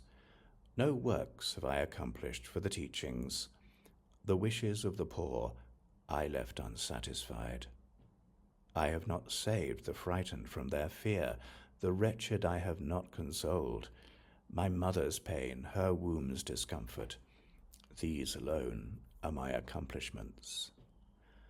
My failure to aspire to Dharma now and in the past has brought me to my present dereliction. Who therefore would spurn such aspiration? Aspiration, so the sage asserted, is the root of every kind of virtue. Aspiration's root, in turn, is constant meditation on the fruits of action. The body's pains, anxieties of mind, and all my fears of various kinds, to be deprived of what I want, such is the harvest of my sinful deeds. But if my acts are good, sincerely intended, then no matter where I turn my steps, the merit gained will honor me with its resulting benefits. But if, through seeking happiness, my deeds are wrong, no matter where I turn my steps, the knives of misery will cut me down, the wage and retribution of a sinful life. Through virtue I will rest within the cool heart of a fragrant-spreading lotus, with splendor nurtured by the sweet words of the conqueror. Then from the lotus opened in the sage's light, in supreme form, I will arise to dwell the blissful Buddha's air in presence of victorious ones. Or else as wages of my many sins, my skin completely flayed, I shall be utterly brought low by creatures of the Lord of Death, who on my body pour a liquid bronze all melted in the dreadful blaze, and pierced by burning swords and knives, my flesh dismembered in 100 parts will fall upon the white-hot iron ground. Therefore I will aspire and tend to virtue, and steep myself in it with great devotion, and with the methods stated in the Vajradhvaja, I will train in confident assurance. Let me first consider my reserves, to start or not to start accordingly. It might be better not to start, but once begun, I should not then withdraw. For if I do such things, the pattern will return in later lives, and sin and pain will grow, and other actions will be left undone, or else will bear a meager fruit. Action, the afflictions, and ability, 3 things to which my pride should be directed, I will do this, I myself alone. These words define my pride of action. Overpowered by their mind's afflictions, worldly folk are helpless to secure their happiness. Compared with those who wander, I am able. This therefore shall be my task. When others give themselves to low behavior, what shall be my stance in their regard? In any case, I'll not be arrogant. My best way is to give up such conceit. When they find a dying serpent, even crows behave like soaring eagles. Therefore, if I'm weak and feeble-hearted, even little faults will strike and injure me. But if depressed I give up trying, how can I gain freedom from my abject state? But if I stand my ground with proud resolve, it will be hard for even great faults to attack me. Therefore, with a steadfast heart, I'll get the better of my weaknesses. But if my failings get the upper hand, my wish to overcome the triple word is laughable indeed. I will be victor over all, and nothing shall prevail and bring me down. The offspring of the lion, the conqueror, should constantly abide in this self-confidence. Those whom arrogance destroys are thus defiled. They lack self-confidence. Those who have true confidence escape the foe, while others fall into the power of an evil pride. When arrogance inflates the mind, it draws it down to states of misery, or ruins happiness, should human birth be gained. Thus one is born a slave, dependent for one's sustenance, or feeble-minded, ugly without strength, the butt and laughing-stock of everyone. These ascetics puffed up with conceit, if these you call the proud, then tell me who are wretched. Those who uphold pride to vanquish pride, the enemy, are truly proud, victorious and brave. And they who stem the increase of that evil pride perfect, according to their wish, the fruit of victory for beings. When I am beleaguered by defilements, I will stand and face them in 1,000 ways. I'll not surrender to the host of the afflictions, but like a lion I will stand amid a crowd of foxes.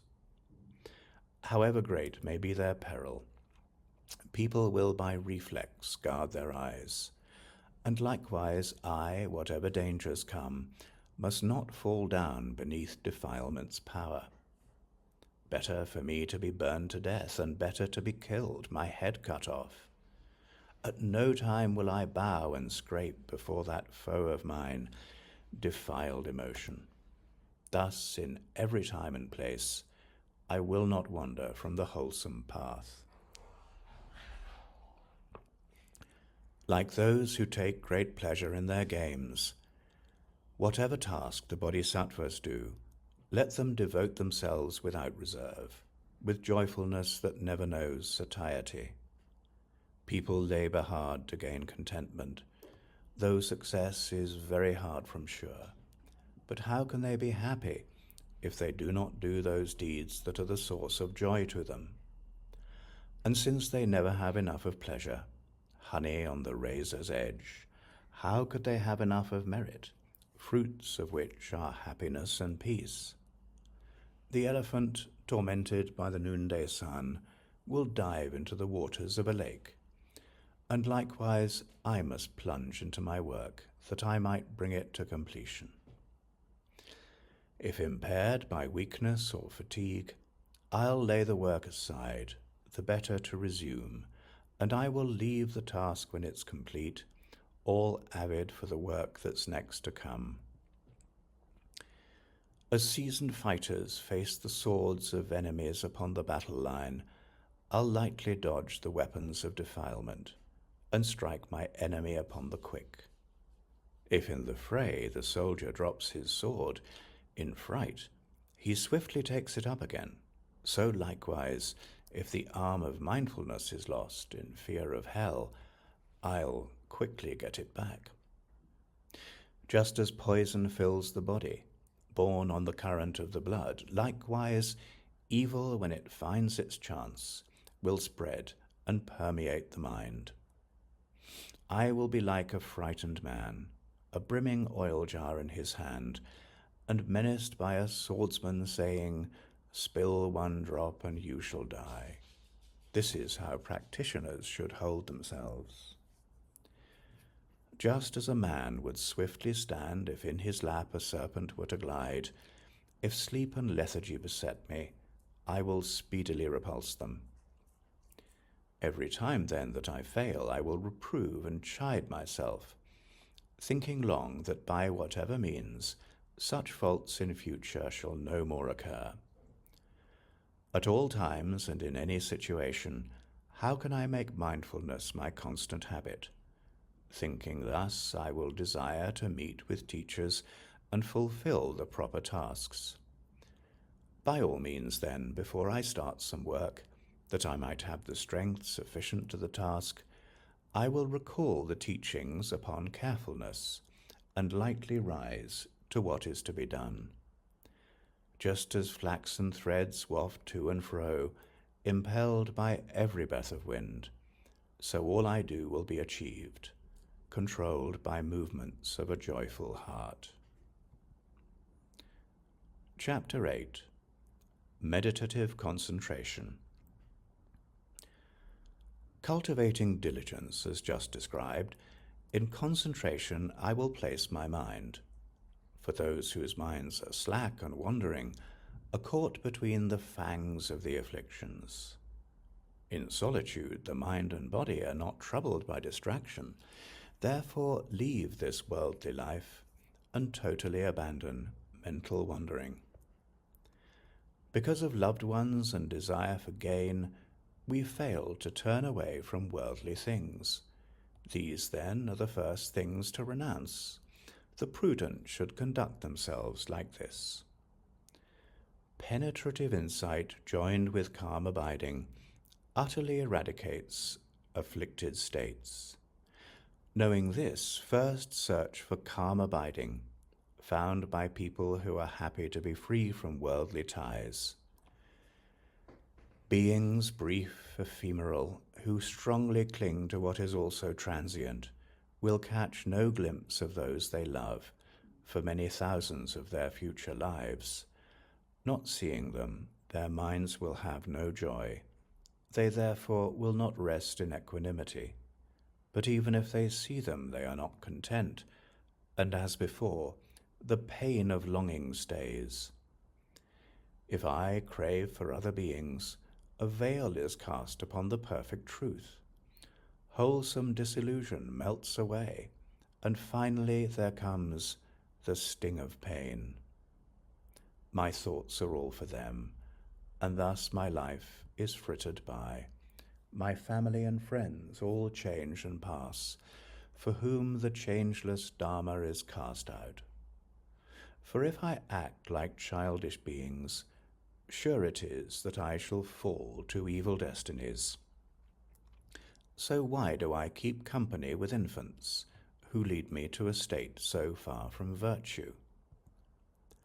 One moment, friends, the next, their bitter enemies.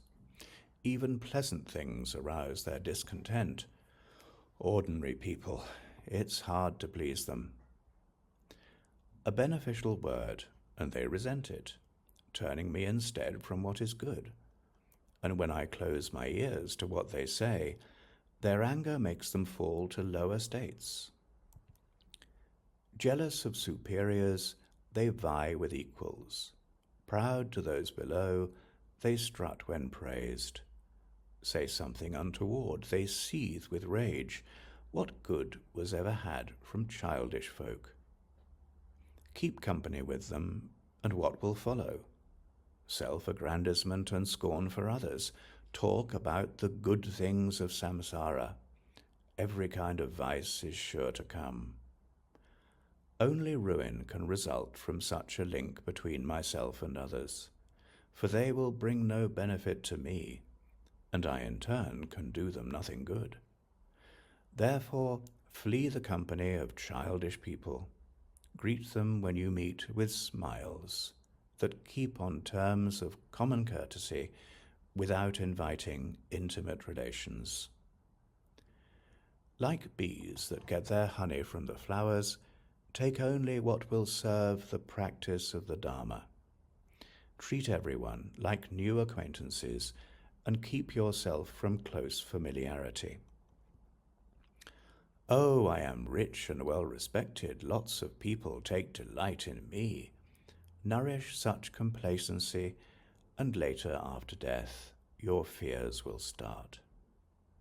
Indeed, O foolish and afflicted mind, you want and crave for all and everything. All this together will rise up as pain itself, increased 1,000-fold. Since this is so, the wise have no attachments. From such cravings, fear and anguish come, and fix this firmly in your understanding. All that may be wished for will by nature fade to nothing. For people may have gained great wealth of riches, enjoying reputation, sweet renown, but who can say where they have gone to now, with all the baggage of their golden fame? Why should I be pleased when people praise me? Others there will be who scorn and criticize, and why despondent when I'm blamed, since there'll be others who think well of me? So many are the leanings and the wants of beings, that even Buddha could not please them all, and of such a wretch as me no need to speak. I'll give up such concerns with worldly things. People scorn the poor who have no wealth. They also criticize the rich who have it.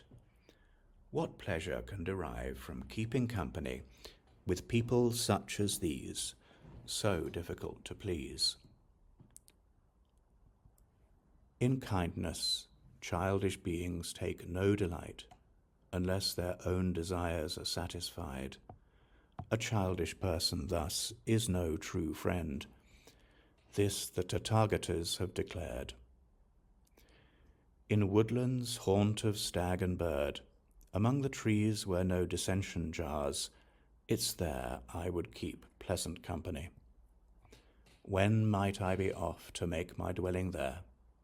When shall I depart to make my home in cave or empty shrine or under spreading tree, with in my breast a free, unfettered heart, which never turns to cast a backward glance?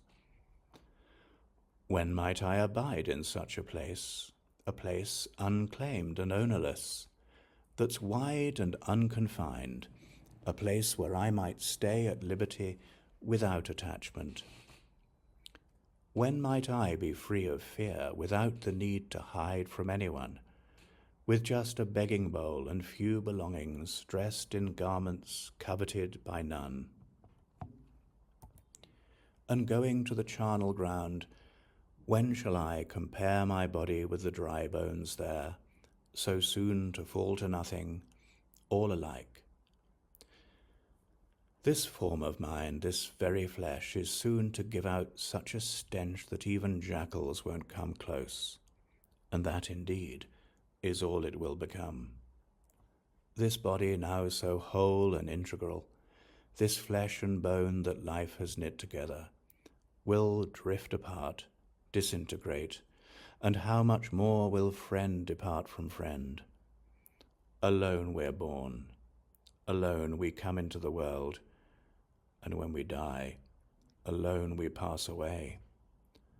No one shares our fate, and none our suffering. What need have I of friends who hinder me? Like those who journey on the road, who pause and lodge along the way, beings on the pathways of existence seize upon the lodging of their birth. Until the time comes around when 4 men carry me away, amid the grief of worldly folk, till then I will away and go into the forest. There, with no befriending or begrudging, I will stay alone in solitude, considered from the outset as already dead, thus when I die, a source of pain to none. Then there will be no one standing by in tears and mourning, thus to trouble me, and no one will be there distracting me from thinking of the Buddha and the practice. Therefore in these lovely gleaming woods, with joy that's marred by few concerns, where mental wandering will cease, I will remain in blissful solitude. Relinquishing all other aspirations, focusing myself on one intent alone, I'll strive to still my mind, and calming it, to bring it to subjection. In this and in the worlds to come, desire's the parent of all woe. In this world, killing, bonds and wounds, and in the next, the hells and other pains. You send your go-betweens, both boy and maid, with many invitations for the prize, avoiding in the quest no sin, no deed that brings an ill renown, nor acts of frightful risk, nor loss and ruin of possessions. All for pleasure and the perfect bliss, that utmost penetrating kiss. Of what in truth is nothing but a heap of bones, devoid of self, without autonomy. Is this the only object of desire and lust? Sooner pass beyond all suffering and grief. What pains you went to just to lift her face, Her face that modestly looked down, which looked upon or not before, was always with a veil concealed. That face, for which you languished so, well, here it is, now nakedly exposed. The vultures have uncovered it for you to see. What's this? You run away so soon? That which once you jealously protected, shielded from the eyes of other men, why, miser that you are, don't you protect it, now that it's the food of graveyard birds? Look, this mass of human flesh is now the fare of carrion beasts, and you would deck with garlands, sandalwood and jewels, the food and provender of others. Look again, this heap of bones, inert and dead. Why, what are you so scared of? Why did you not fear it when it walked around, just like a risen corpse, propelled by some strange influence? You loved it once, when clothed and draped it was. Well, now it's naked. Why do you not want it? Ah, you say your need is no more there. But why did you embrace it, all bedecked and covered?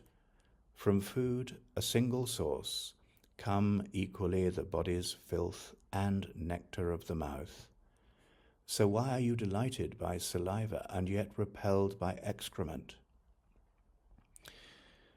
Taking no delight in pillows made of cotton soft to touch, you claim the human form emits no stench. Befooled by lust, its filth you do not recognize. Lustful one, befuddled by desire, because you cannot copulate with it, you angrily find fault with cotton, soft though it may be to touch. And if you have no love of filth, how can you coddle on your lap a cage of bones tied fast with sinews, plastered over with the mud of flesh? In fact, you're full of filth yourself. You wallow in it constantly. It is indeed just filth that you desire, and therefore long for other sacks of it. But it's the skin and flesh I love to touch and look upon. Then why do you not wish for flesh alone, inanimate and in its natural state? The mind that you perhaps desire, you cannot hold or look upon. Whatever you can hold or see is not the mind. Why copulate with something it is not?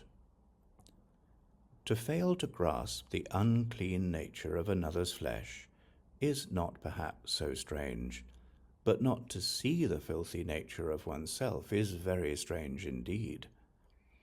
Why does the mind, intent on filthiness, neglect the fresh young lotus blossom, opened in the sunlight of a cloudless sky, to take joy rather in a sack of dirt?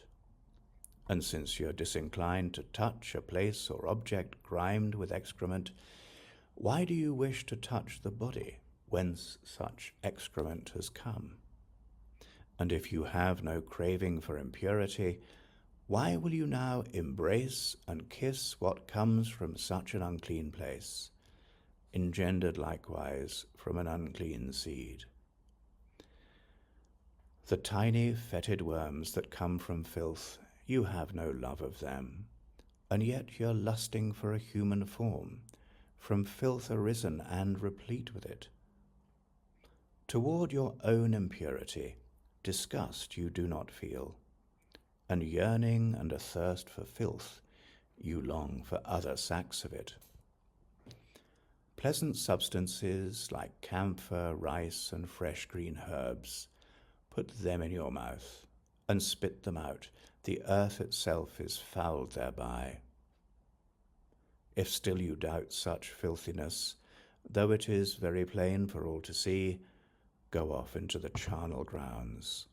Observe the fetid bodies there abandoned. When their skins are peeled away, you feel great horror and revulsion. Now that you have understood, how can you still take joy in such a thing? The scent that now perfumes the skin, is sandalwood and nothing else. Yet how is it that one thing's fragrance causes you to long for something else? Is it not best to have no lust for something that by nature stinks?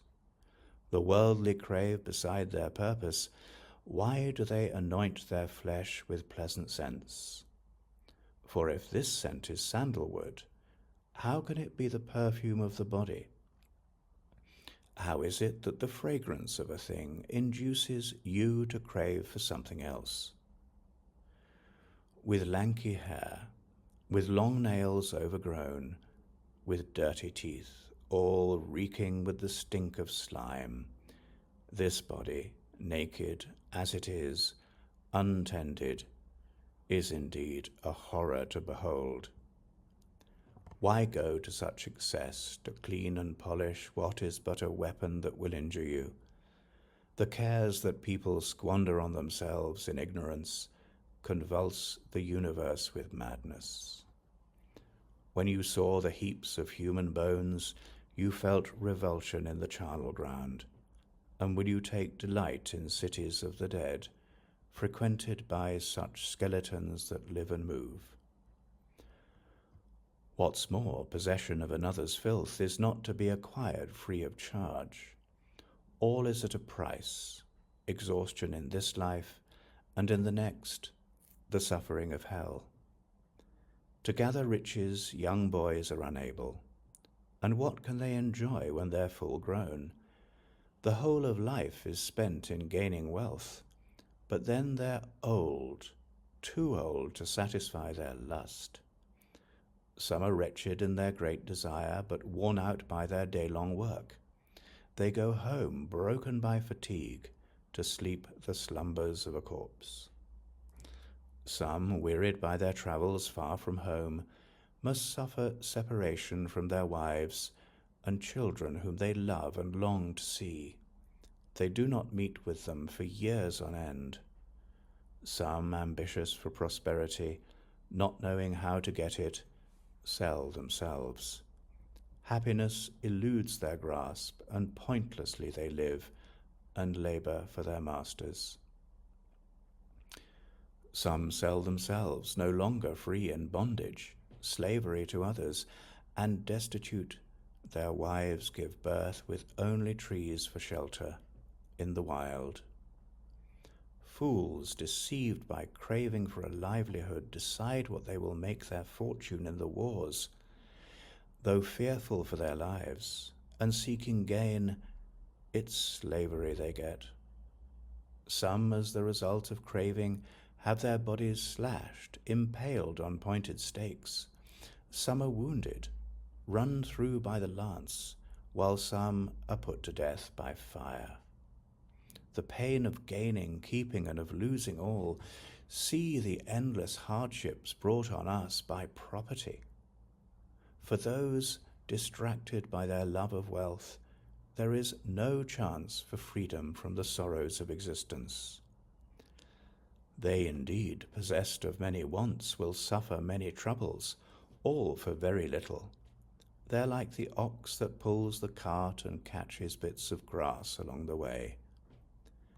For sake of such a paltry thing which is not rare, which even beasts can find, tormented by their karma, they destroy this precious human life, so hard to find. All that we desire is sure to perish, on which account we fall to hellish pain. For what amounts to very little, we must suffer constant and exhausting weariness. With but a millionth part of such vexation, enlightenment itself could be attained. Those who crave are plagued far more than those engaged upon the path, yet Buddhahood is not what they attain. Reflect upon the pains of hell and other evil states, weapons, fires, and poisons, yawning chasms, hostile foes. None is on a level with our cravings. So, revolted by our lust and wanting, let us now rejoice in solitude, in places empty of all conflict and defilement, the peace and stillness of the forest. Happy those intent on others' good, who roam in pleasant places formed of massive stone, refreshed by moonlight's sandal-scented beams, by gentle woodland breezes soothed.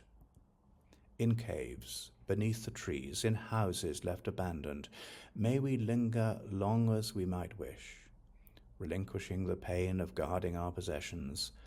Let us live in freedom, unconfined by cares. To have such liberty unmarred by craving, loosed from every bond and tie, a life of such contentment and such pleasure, even Indra would be pressed to find. Reflecting in such ways as these upon the excellence of solitude, pacify completely all discursiveness and cultivate the mind of bodhicitta. Strive at first to meditate upon the sameness of yourself and others. In joy and sorrow all are equal. Thus be guardian of all, as of yourself. The hand and other limbs are many and distinct, but all are one, the body to be kept and guarded. Likewise, different beings in their joys and sorrows are like me, all one in wanting happiness. This pain of mine does not afflict or cause discomfort to another's body, and yet this pain is hard for me to bear, because I cling and take it for my own. And other beings' pain I do not feel, and yet, because I take them for myself, their suffering is mine, and therefore hard to bear. And therefore I'll dispel the pain of others, for it is simply pain, just like my own, and others I will aid and benefit, for they are living beings like my body.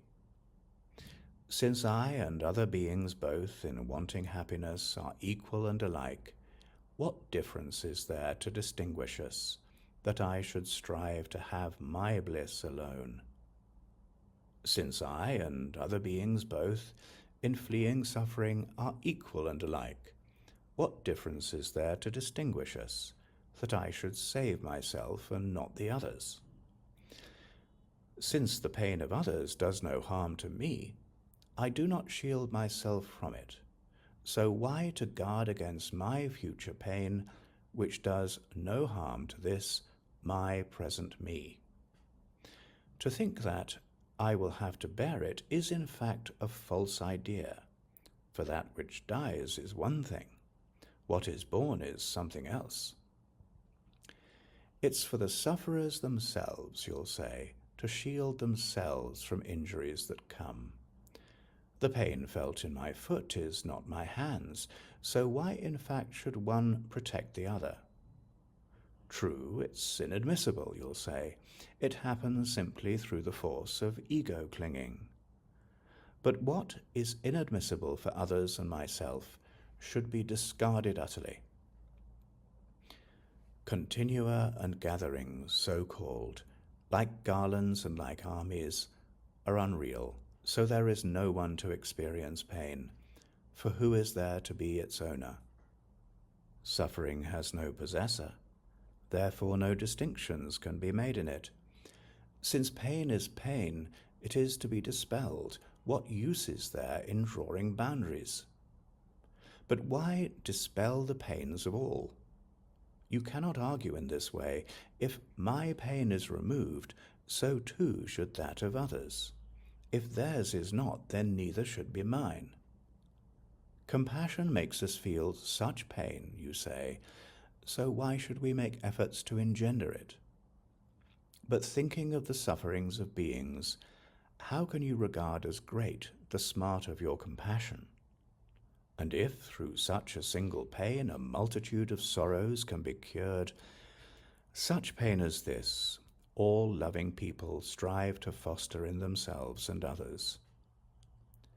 Thus, Supushapandra, knowing that the king would cause him harm, did nothing to escape from tribulation, that the pains of many should be ended. Those whose minds are practiced in this way, whose joy it is to soothe another's ills, will venture into hell of unrelenting pain, as swans sweep down upon a lotus lake.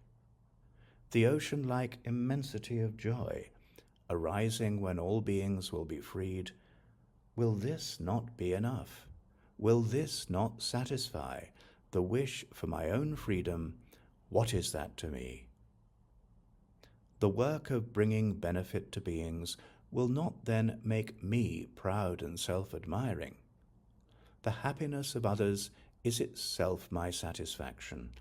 I do not expect another recompense. Therefore, just as I defend myself from even slight disparagement, in just the same way with regard to others, I should likewise have a mind protective and compassionate. The drop of sperm and blood belonged to others. Yet through strong habituation I came to have in its regard a sense of I, though in itself it is devoid of entity. And so why not identify another's body, calling it my I? And vice versa, why should it be hard to think of this, my body, as another's? Perceiving now the faults possessed by I, the ocean of good qualities that are in other, I shall lay aside all love of self and gain the habit of adopting other beings. Just as hands and other limbs are thought of as the members of a body, can we likewise not consider others as the limbs and members of a living whole?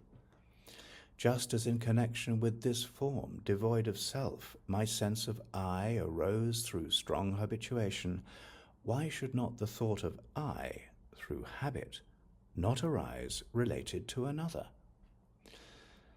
Thus, when I work for others' sake, there'll be no sense of boasting, self-congratulation. It is just as when I feed myself, I don't expect to be rewarded. Therefore, just as I defend myself from even slight disparagement, likewise for beings I shall now grow used to have a mind protective and compassionate. This is why the Lord Avalokita, out of great compassion, blessed his name, that those caught in the midst of multitudes might be released and freed from every fear. And so we should be undeterred by hardships.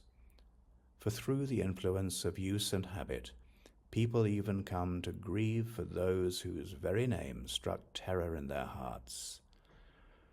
Those desiring speedily to be a refuge for themselves and others should make the interchange of I and other, and thus embrace a sacred mystery. Because of our attachment to our bodies, even little things alarm us. This body then, this source of so much terror, who would not detest it as the worst of foes? Wishing to relieve our body's ills, our hungry mouths, the dryness of our throats, we steal the lives of fishes, birds, and deer, and lie in wait along the road.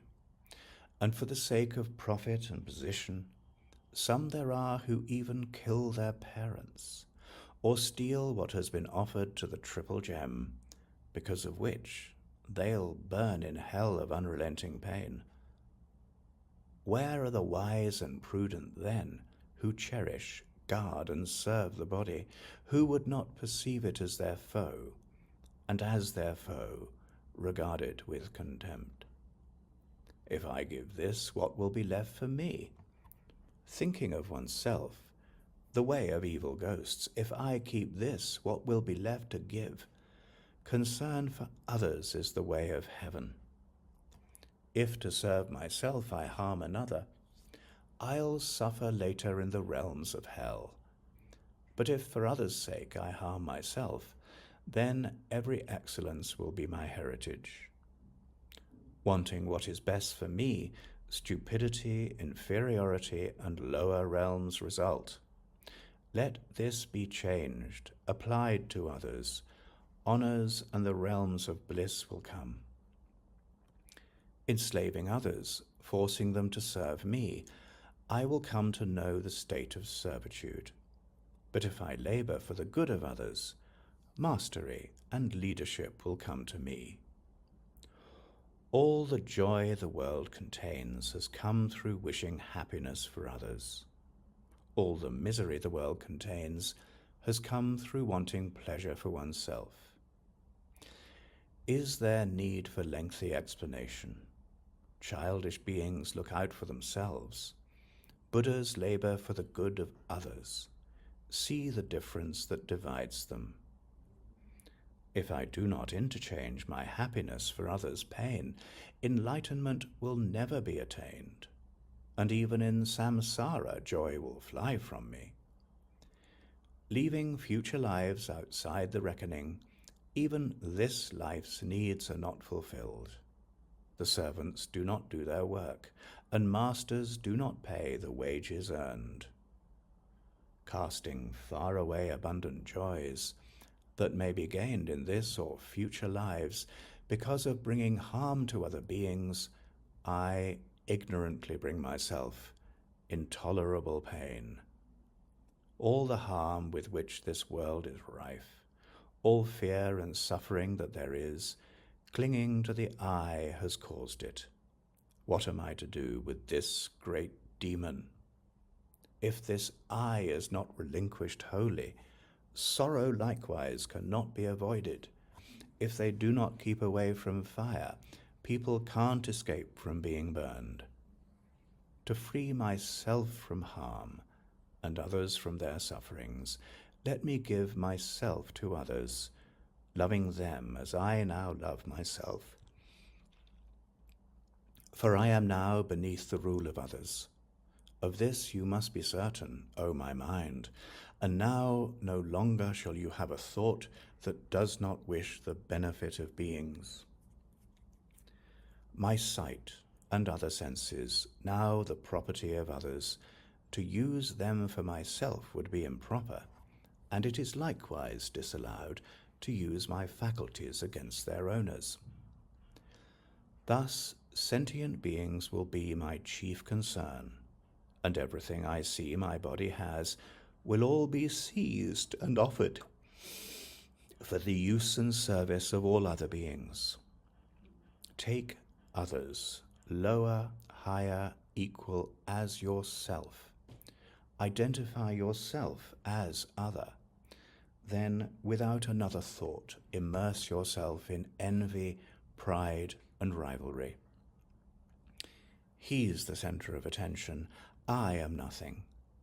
And unlike him, I'm poor without possessions. Everyone looks up to him, despising me. All goes well for him. For me, there's only bitterness. All I have is sweat and drudgery. While he's there, sitting at his ease, he's great, respect in the world, while I'm the underdog, a well-known nobody. What? A nobody without distinction? Not true. I do have some good qualities. Compared with some, he's lower down.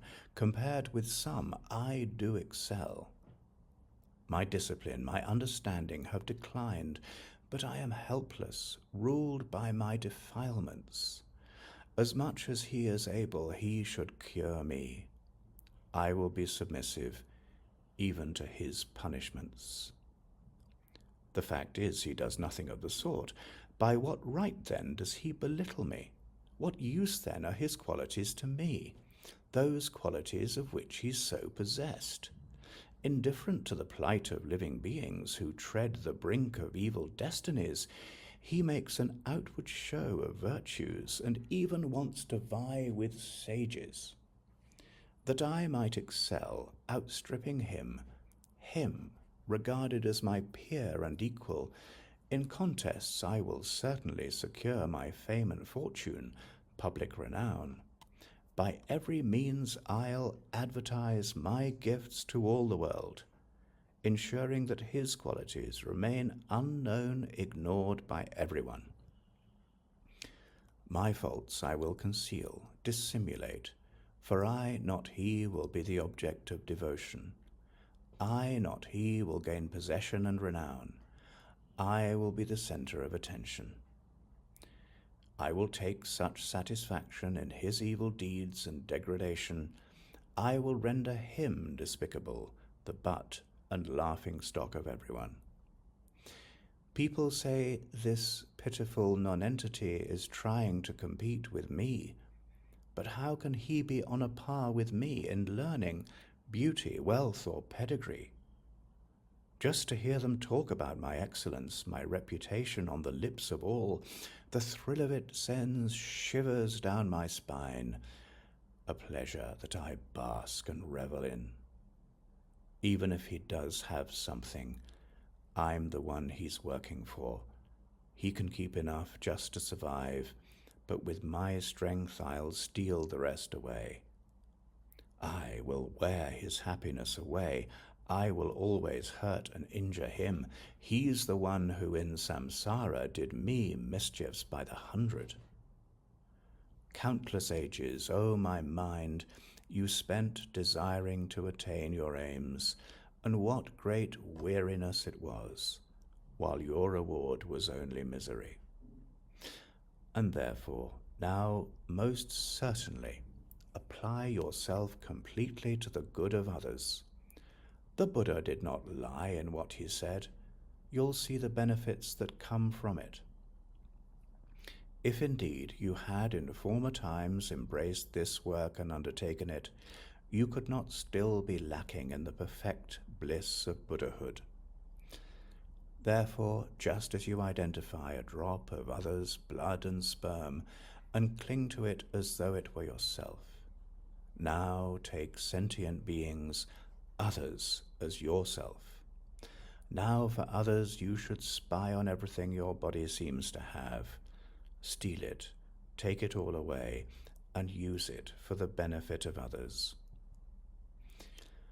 I indeed am happy, others sad. I am high and mighty, others low. I am helped while others are abandoned. Why am I not jealous of myself? Happiness, fulfillment, these I give away. The pain of others, this I will embrace, inquiring of myself repeatedly. I will thus investigate my faults. When others are at fault, I'll take and turn the blame upon myself, and all my sins, however slight, declare and make them known to many. The fame of others I will magnify, that it might thus outshine my own. Among them I will be as one who serves my lowly labor for their benefit. This ego is by nature rife with faults. Its accidental gifts I should not praise. Whatever qualities it has, I'll so contrive that they remain unknown to everyone. All the harm, in short, that ego does, to its advantage and to others' cost, may all of it descend upon itself to its own hurt, to others' benefit. Do not let it strut about the place, so arrogant, so overbearing, but like a newly wedded bride, let it be demure and blushing, timorous and shy.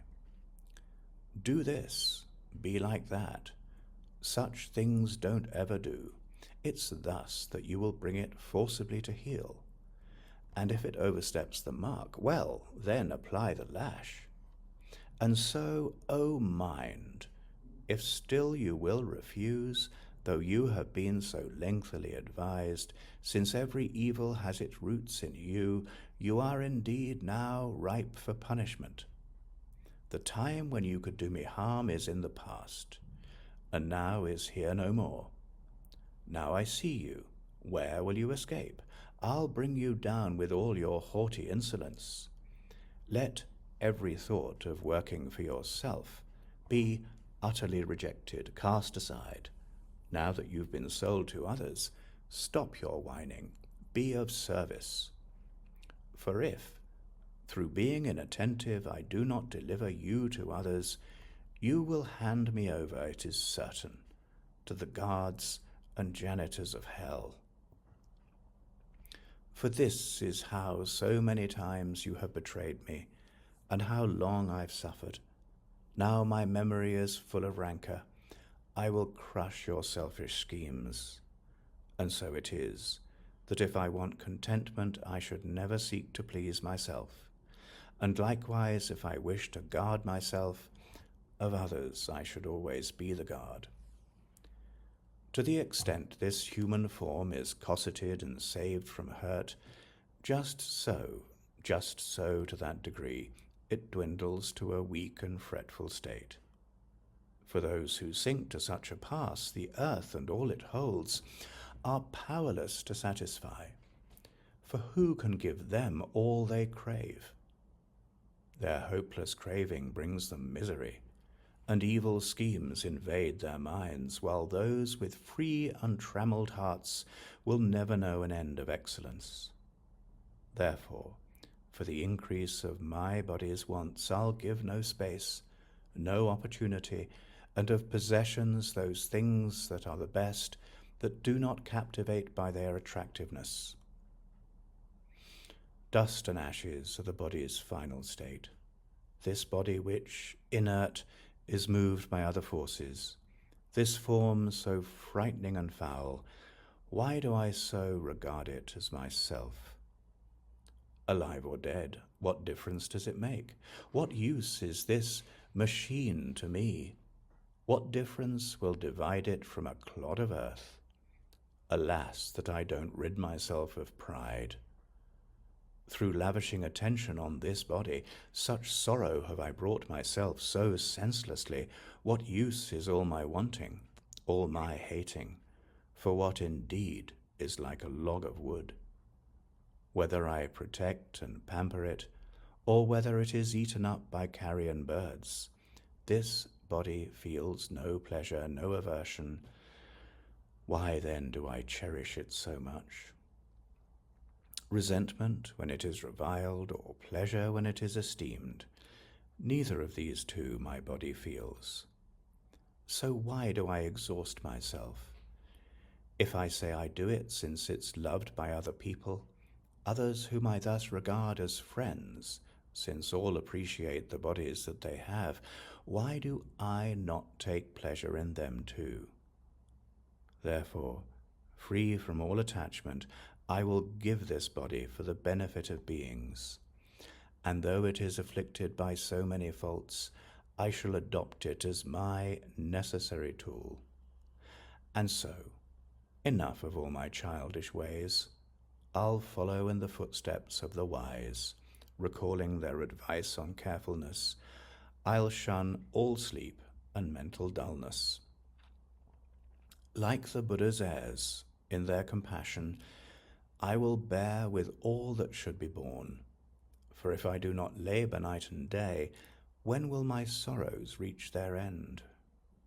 Thus, to banish all obscuring veils, I'll bend my mind from the mistaken path, and constantly upon the perfect object I shall rest my mind in even meditation.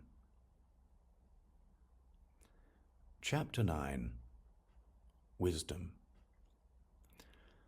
All these branches of the doctrine the enlightened sage expounded for the sake of wisdom. Therefore they must cultivate this wisdom who wish to have an end of suffering.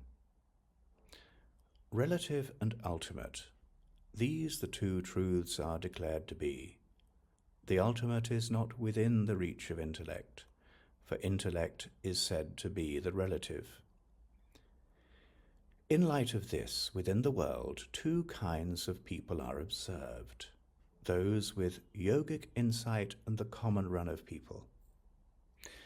In this regard, the views of ordinary folk are undermined by yogis who themselves are in the world, within whose ranks the lower in degrees of insight are confuted by the higher. By means of the examples that the yogis and the worldly both accept, and for the sake of the result, analysis is left aside. When ordinary folk perceive phenomena, they look on them as real and not illusory. This then is the subject of debate, where ordinary and yogis differ.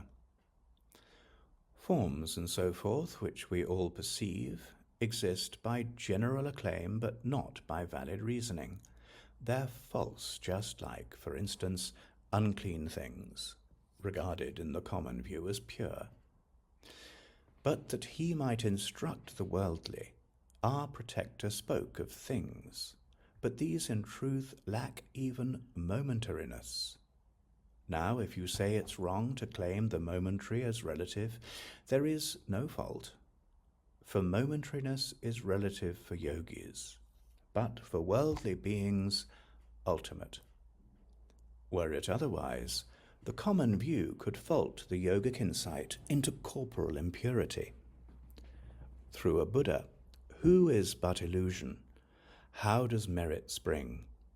As if the Buddha were existing truly. But you ask, if beings are like illusions, how, when dying, can they take rebirth? As long as the conditions are assembled, illusions likewise will persist and manifest. Why, through simply being more protracted, should sentient beings be regarded as more real?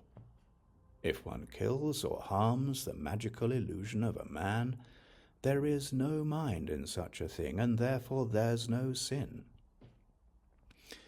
But beings do indeed have mirage-like minds. Sin and merit will in consequence arise.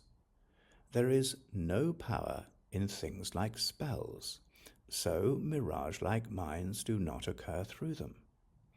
Illusions spring from various causes, thus illusions are of different kinds. A single cause for everything. There never was. If ultimately beings are in nirvana, you will say, but relatively circle in samsara, even Buddhahood reverts to the samsaric state. So why, you ask, pursue the Bodhisattva path? As long as there's no cutting of the causal stream, there is no halting even of illusory displays. But when the causal stream is severed, even relative phenomena do not appear. If even that which is deceived does not exist, what is it, you will ask, that sees illusion? But if for you these same illusions have no being, what indeed is there to be perceived? But objects have another mode of being, you will say. That very mode is but the mind itself. But if the mirage is the mind itself, what is then perceived by what? The guardian of the world himself has said that mind cannot be seen by mind. In just the same way he has said, the sword's edge cannot cut the sword. But, you say, it's like the flame that perfectly illuminates itself. The flame, in fact, can never light itself. And why? Because the darkness never dims it. The blueness of a thing by nature blue, you say, depends, unlike a crystal, upon nothing else. Likewise, some perceptions come from other things, while some do not. But something that's by nature blue has never of itself imposed a blueness on its non-blue self. The phrase, the lamp illuminates itself, the mind can know and formulate, but what is there to know and say that mind is self-illuminating? The mind indeed is never seen by anything, and therefore whether it can know or cannot know itself is like the beauty of a barren woman's daughter, something that it's pointless to discuss. But if you ask, the mind is not self-knowing, how does it remember what it knew? We say that, like the poison of the water rat, it's through the link with things experienced that memory occurs. In certain cases, you will say, the mind can see the minds of others. How then not itself? But through the application of a magic balm, the eye may see the treasure, but the salve it does not see.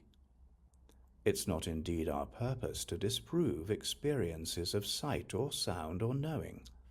Our aim is here to undermine the cause of sorrow, the thought that such phenomena have true existence. Illusions are not other than the mind, you say, and yet you don't consider them the same.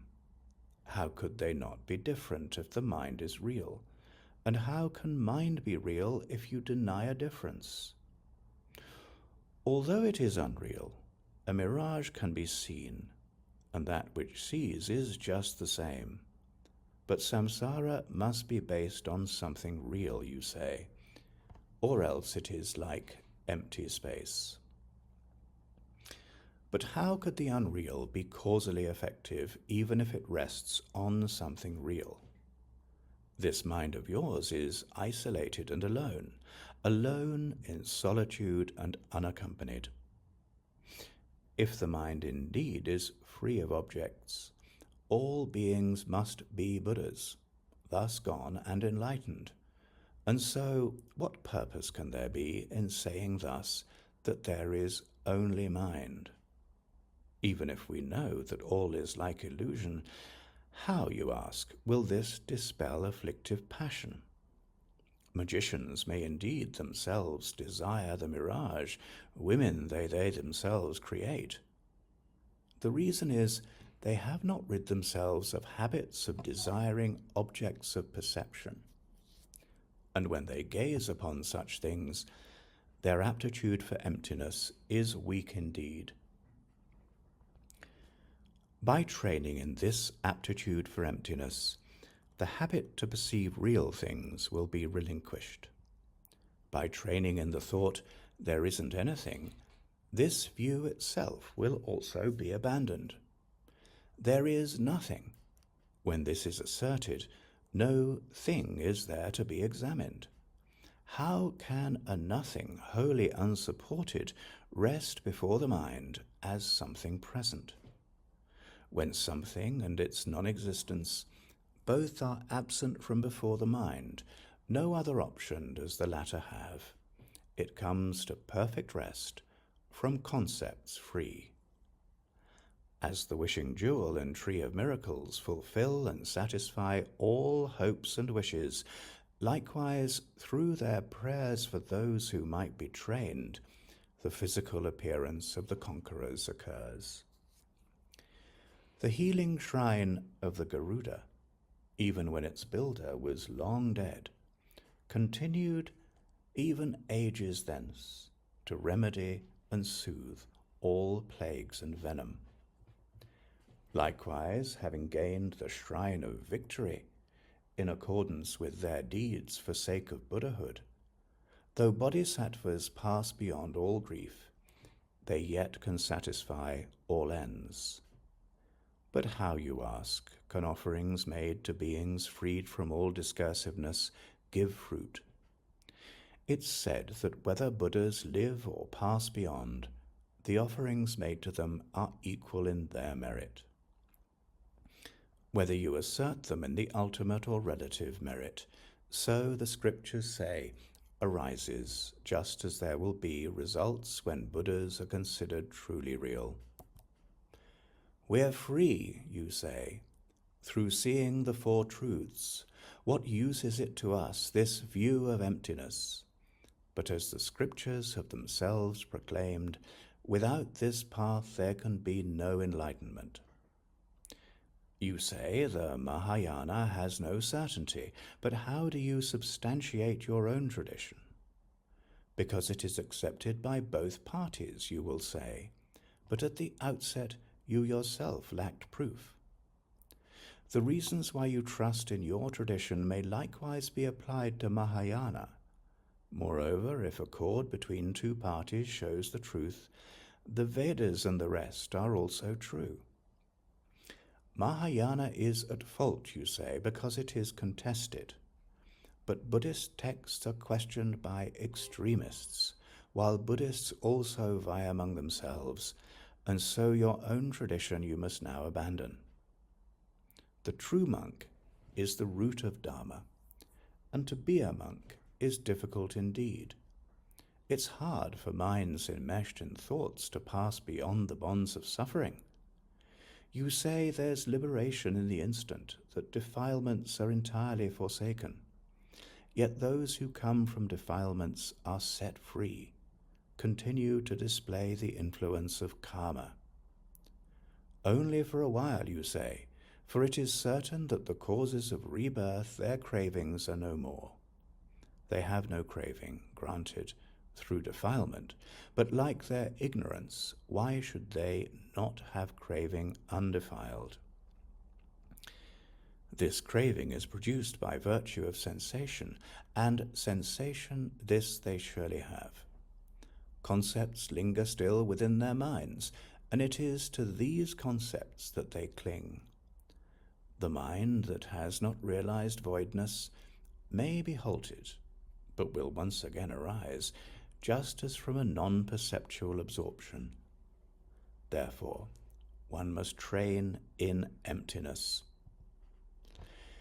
If all the words recorded in the sutras you admit to be the Buddha's perfect speech, why don't you now accept the greater part of Mahayana, with which your sutras are in perfect harmony?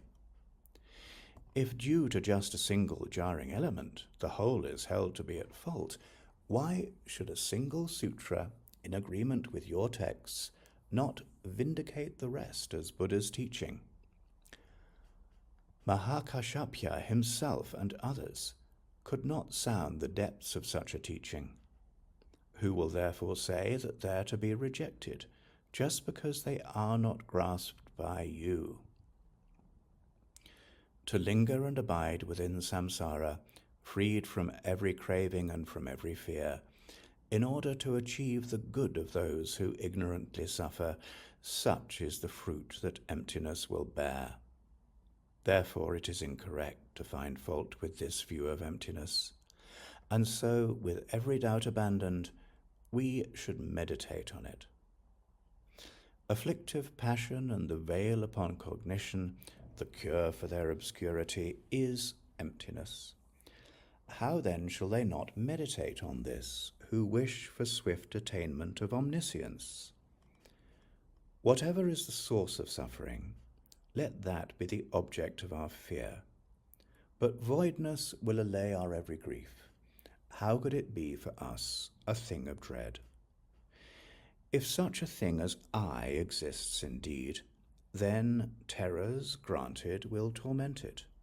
But since no self or I exists at all, what is there left for fears to terrify? The teeth, the hair, the nails are not the I, and I is not the bones or blood. The mucus from the nose and phlegm are not the I, and neither is it made of lymph or pus. The I is not the body's grease or sweat. The lungs and liver likewise do not constitute it, neither are the inner organs I, nor yet the body's excrement and waste. The flesh and skin are not the I, and neither are the body's warmth and breath. The cavities within the frame are not the I, and I is not accounted for in sixfold consciousness. If the hearing consciousness is permanent, it follows that it's hearing all the time. And if there is no object, what does it cognize? On what grounds do you call it consciousness? If something that's unconscious knows, it follows that a stick has knowledge also. Therefore, in the absence of a thing to know, it's clear that consciousness will not arise. If the selfsame consciousness detects a form, at that time, why does it not hear? Perhaps, you say, the sound's no longer there. Then neither is there consciousness of sound.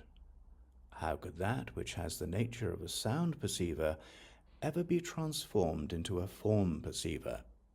A single man, you say, can be both son and father. But these are merely names. His nature is not so. And likewise pain, neutrality, and pleasure are neither fatherhood nor sonship. And we indeed have never yet observed a consciousness of form perceiving sound. But like an actor, you reply, it takes a different role and sees.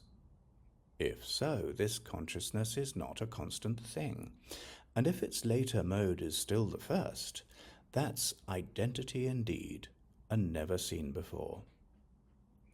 But its different modes, you say, are quite unreal. Its essence, therefore, you must now describe. You say that this is simply knowing.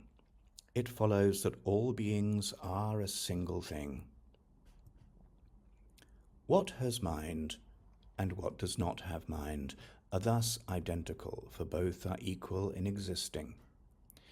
If the different kinds of mind are all unreal, what common basis can there be for them?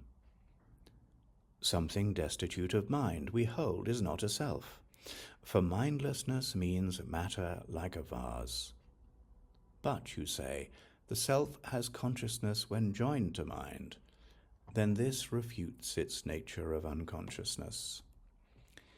If the self, moreover, is immutable, what change in it could mingling with the mind produce?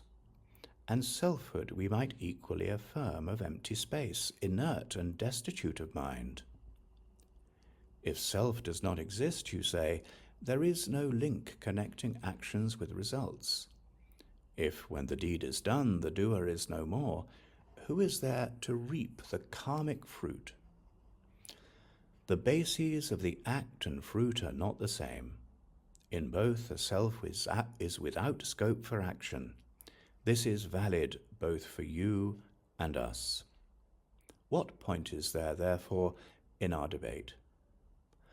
A cause coterminous with its result is something quite impossible to see, and only in the context of a single mental stream can it be said that one who acts will later reap the fruit. The thoughts now past and those to come are not the self. They are no more, or are not yet. Is then the self the thought which now is born? If so, it sinks to nothing when the latter fades.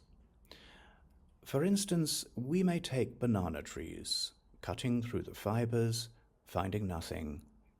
Likewise, analytical investigation will find no I, no underlying self. If beings, you will say, have no existence, who will be the object of compassion? Those whom ignorance imputes, for whose sake we have pledged ourselves.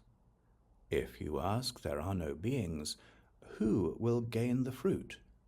It's true, it is through ignorance that they are said to be, but for the total vanquishing of sorrow, the goal which ignorance conceives should not be spurned.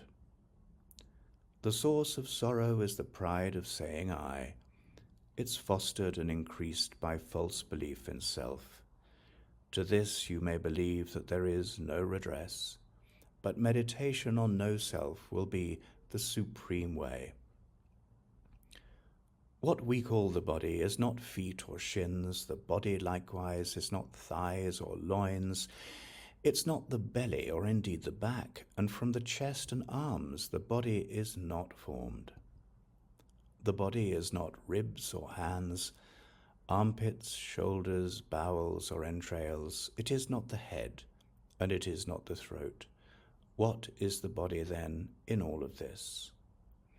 If the body spreads itself, and with the members coincides, its parts indeed are present in those parts, but where does body in itself abide?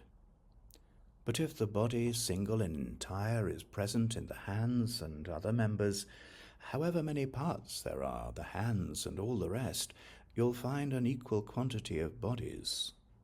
If body is not outside or within its parts, how is it then residing in its members? And since it is not other than its parts, how can you say that it exists at all? Thus there is no body. It is through illusion with regard to hands and other parts that body as a notion is conceived, just as on account of its specific shape, a pile of stones is taken for a man. As long as the conditions are assembled, the body will appear to be a man. As long as all the parts are likewise present, a body will appear therein. Likewise, since it is a group of fingers, the hand itself does not exist as such, and so it is with fingers made of joints, and joints themselves consist of many parts. These parts themselves will break down into particles, and particles divide according to direction. These fragments, too, lack partless parts. They are like space. Thus, even particles have no existence. All form, therefore, is like a dream. And who will be attached to it, who thus investigates the body in this way, has no existence. What, therefore, is male, and what is female? If suffering itself is truly real, why is joy not altogether quenched thereby? If pleasure is real, then why will pleasant tastes not comfort and amuse a man in agony? If the feeling fails to be experienced through being overwhelmed by something stronger, how can feeling rightly be ascribed to that which lacks the character of being felt? Perhaps you say that only subtle pain remains. Its grosser form has now been overmastered, or rather it is felt as mere pleasure. But what is subtle still remains itself. If, because its opposite is present, discomfort fails to manifest, is not the claim that it's a feeling no more than a mental imputation? Since so it is, the antidote is meditation and analysis. Absorption grown in fields of their investigation is indeed the food and sustenance of yogis. If between the sense power and a thing there is a space, how will the two terms meet? And if there is no space, they form a unity, and therefore what is it that meets with what? No penetration can there be of particle by particle, for they are both the same in lacking volume. But if they do not penetrate, they do not merge, and if they do not merge, there's no encounter. For how could anyone accept that what is partless could be said to meet? And you must show me, if you ever saw, a contact taking place between two partless things. Consciousness is immaterial, and so one cannot speak of contact with it. A combination, too, has no reality, just as we have previously shown. If therefore there's no touch or contact, whence is it that feeling takes its rise? What purpose is there then in all our toil?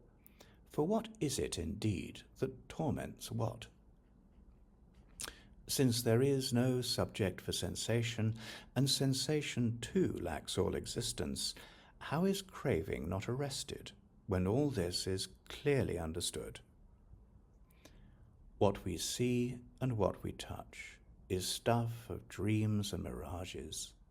If feeling is coincident with consciousness, it follows that it is not seen thereby. If the one arises first, the other after, memory occurs and not direct sensation. Sensation is without perception of itself, and likewise by another it is not perceived. The agent of sensation has no real existence. Thus sensation likewise has no being. What damage, therefore, can sensation do to it, this aggregate deprived of self? The mind within the senses does not dwell. It has no place in outer things like form, and in between the mind does not abide. Not out, not in, not elsewhere can the mind be found. It is not in the body, yet is nowhere else. It does not merge with it, nor stand apart. Something such as this does not exist, not even slightly. Beings by their nature are beyond the reach of suffering. If consciousness precedes the cognized object, with regard to what does it arise? If consciousness arises at the same time as its object, again, regarding what does it arise? If consciousness comes later than its object, once again, from what does it arise? Thus the origin of all phenomena exceeds the reach of understanding. If this is so, you say, there is no relative, and that then the two truths, what becomes of them? Moreover, if the relative derives from beings' minds, how can they pass beyond their sorrows? But that is just the thought of others. It is not what I mean by the relative. If subsequently there are thoughts, the relative's still there. If not, the relative has ceased indeed. The analyzing mind, and what is analyzed, are linked together, mutually dependent. It is on the basis of conventional consensus that all investigation is expressed. But when you say the process of analysis is made, in turn the object of our scrutiny, this investigation likewise may be analyzed, and thus we find an infinite regress. If phenomena are truly analyzed, no basis for analysis remains. And when the object is removed, the subject too subsides. That indeed is said to be nirvana. Those who say that both are true are hard-pressed to maintain their case. If consciousness reveals the truth of things, on what grounds in its turn does consciousness exist? If knowledge objects show that consciousness exists, what is it that shows that they exist? If both subsist through mutual dependence, both will thereby lose their true existence. If without a son a man cannot be father, whence indeed will such a son arise? There is no father in the absence of a son. Just so the mind and object have no true existence. The plant arises from the seed, you say, and through it is the seed deduced. It's just the same with consciousness arising from its object. How can it fail to show the thing's existence? A consciousness that's different from the plant itself deduces the existence of the seed. But what will show that consciousness exists, whereby the object is itself established? In everyday perception, there's a cause for everything. The different segments of the lotus flower arise from a variety of causes. But what gives rise, you ask, to such a variety of causes? An even earlier variety of causes, we declare. And how, you ask, do causes give their fruits? Through power, we answer, of preceding causes. If Ishvara is said to be the cause of beings, you must now define for us his nature.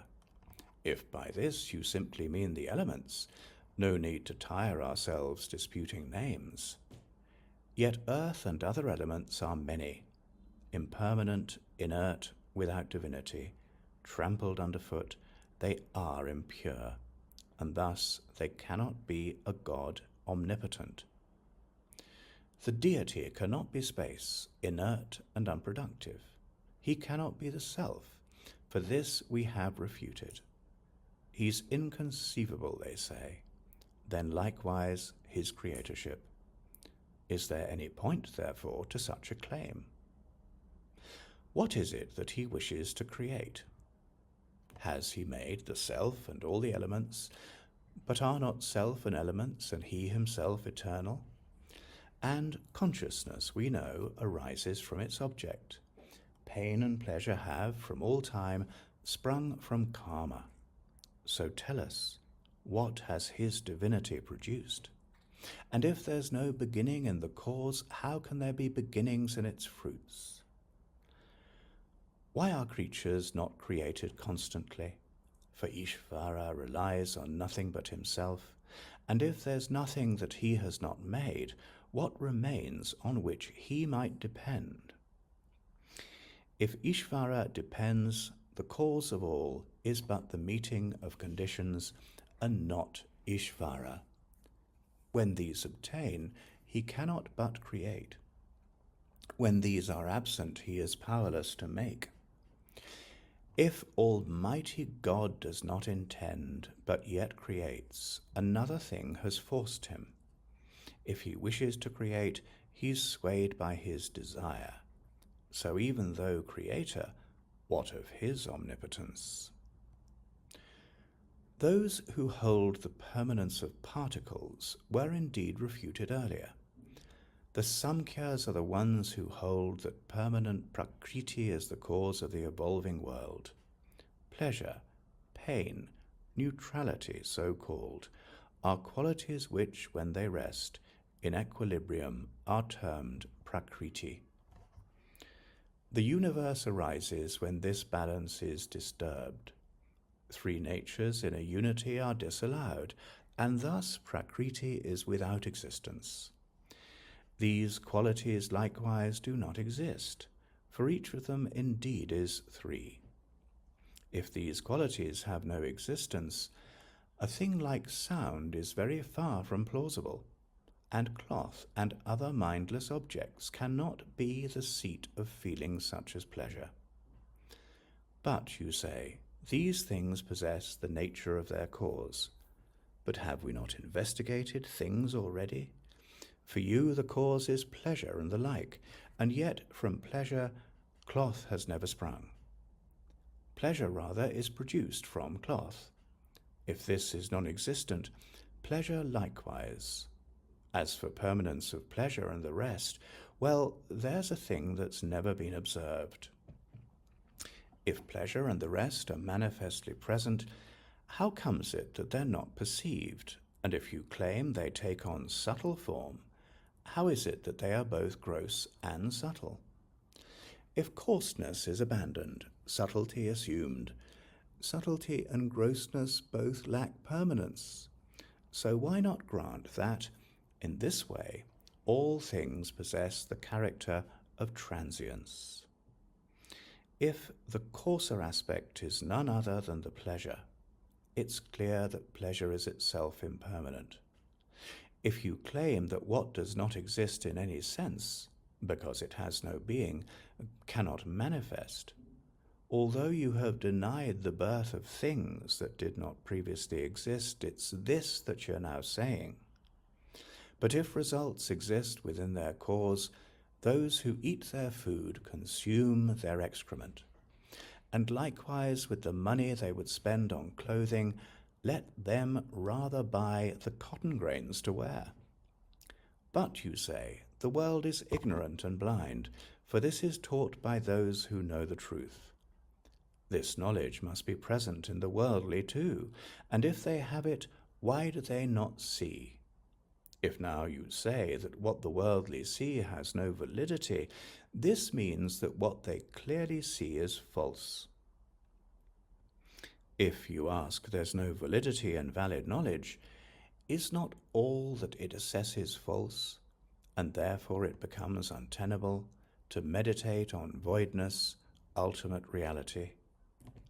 If there is no object for analysis, there can be no grasping of its non-existence, and so deceptive objects of whatever kind will also have a non-existence equally deceptive. When therefore in one's dream a child has died, the state of mind that thinks it is no more supplants the thought that it is living still, and yet both thoughts are equally deceptive. Therefore, as we see through such investigation, nothing is that does not have a cause, and nothing is existent in its causes, taken one by one or in the aggregate. It does not come from somewhere else, neither does it stay nor yet depart. How will what confusion takes for truth in any sense be different from a mirage? Things, then, bodied forth by magic spells, and that which is displayed by dint of causes, whence have these arisen, we should ask, and where they go to, we should examine. What is seen when circumstances meet, and is not seen in absence of the same, is not real. It is like an image in a mirror. How can true existence be ascribed to it? What need is there for cause in something that's already real? But then, what need is there for cause in something that does not exist? Even through 100 million causes, no change takes place in non-existent things. For in that state of non-thing, how could things occur? And into what could non-existent things transform? Since things cannot become when they are non-existent, when could such existent things occur? For insofar as entities do not arise, non-entities themselves will not depart. And if non-entity is not dispersed, no chance is there for entity to manifest. And entity cannot be changed into non-entity, for otherwise it has a double nature. Thus there are no entities, and likewise there's no ceasing of the same, and therefore beings, each and every one, are without origin and never cease. Wandering beings thus resemble dreams. And also the banana tree, if you examine well, in ultimate reality there's no distinguishing between the states of sorrow and beyond all sorrow. With things that in this way are empty, what is there to gain and what to lose? Who is there to pay me court and honours, and who is there to scorn and to revile me? Pleasure, sorrow, whence do these arise? What is there to give me joy and pain? And if I search their very suchness, who is craving? What is craved? Examine now this world of living beings. Who is there therein to pass away? What is there to come? And what has been? And who indeed are relatives and friends? May beings like myself discern and grasp that all things have the character of space. But those who seek their happiness and ease through disputes or enjoyments, all are deeply troubled, or else thrilled with joy. They suffer, strive, contend among themselves, slashing, stabbing, injuring each other. They live their lives engulfed in evil and travail. From time to time they surface in the states of bliss, abandoning themselves to many pleasures. But dying, down they fall to suffer torment, long, unbearable, in realms of sorrow. Many are the chasms and abysses of existence, where the truth of suchness is not found. All is contradiction, all denial. Suchness in this world is not like this. Here, exceeding all description, is the shoreless sea of pain unbearable. Here it is that strength is low, and lives are flickering and brief. All activities, for sake of life and health, relief of hunger and of weariness, time consumed in sleep, all accident and injury, and sterile friendships with the childish. Thus life passes quickly, meaningless, true discernment, hard it is to have. How therefore shall we ever find the means to curb the futile wanderings of the mind? Further, evil forces work and strain to cast us down into the states of woe. Manifold are false deceptive trails, and it is hard to dissipate our doubts. Hard it is to find again this state of freedom, harder yet to come upon enlightened teachers, hard indeed to turn aside the torrent of defilement. Alas, our sorrows fall in endless streams. Alas indeed that living beings carried on the flood of bitter pain, however terrible their plight may be, do not perceive they suffer so. They are like those who bathe themselves repeatedly and then proceed to scorch themselves with fire. They suffer greatly in this way, yet there they stay, proclaiming loud their bliss. Likewise, there are some who live and act as though old age and death will never come to them. But first they're slain, and then there comes the dreadful fall into the states of loss.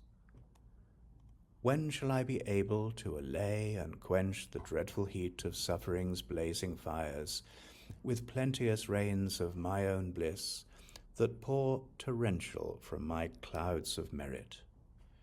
My wealth of merit gathered in, with reverence but without conceptual target, when shall I reveal this truth of emptiness to those who go to ruin through belief in real existence? Chapter 10. Dedication. By all the virtue I have now amassed, by composition of this book, which speaks of entry to the Bodhisattva way, may every being tread the path to Buddhahood. May beings everywhere who suffer torment in their minds and bodies have, by virtue of my merit, joy and happiness in boundless measure. As long as they may linger in samsara, may their joy be undiminished. May they taste of unsurpassed beatitude in constant and unbroken continuity. Throughout the spheres and reaches of the world, in hellish states as many as there are, may beings who abide there taste the bliss and peace of Sukhavati. May those caught in the freezing ice be warmed, and from great clouds of bodhisattvas torrents rain in boundless streams to cool those burning in infernal fires.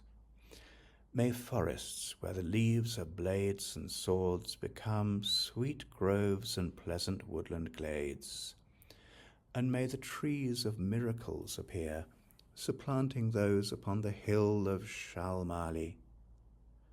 And may the very pits of hell be sweet with fragrant pools, all perfumed with the scent of lotuses, and lovely with the cries of swan and goose, and waterfowl so pleasing to the ear.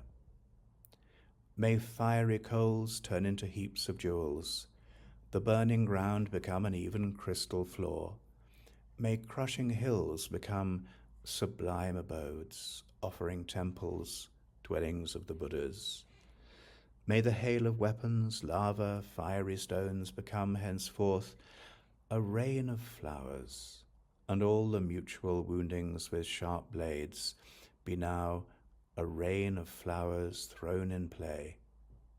And those engulfed in fiery Vaitarani, their flesh destroyed, their bones bleached white as kunda flowers, may they, through all my merit strength, have godlike forms, and sport with goddesses in Mandakini's peaceful streams.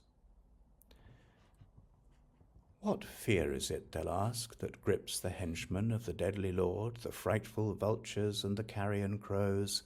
What noble strength is it that brings us joy and drives away our dreadful night? And looking skyward they will see the shining form of Vajrapani. Then may their sins be quenched in joy, and may they go to him.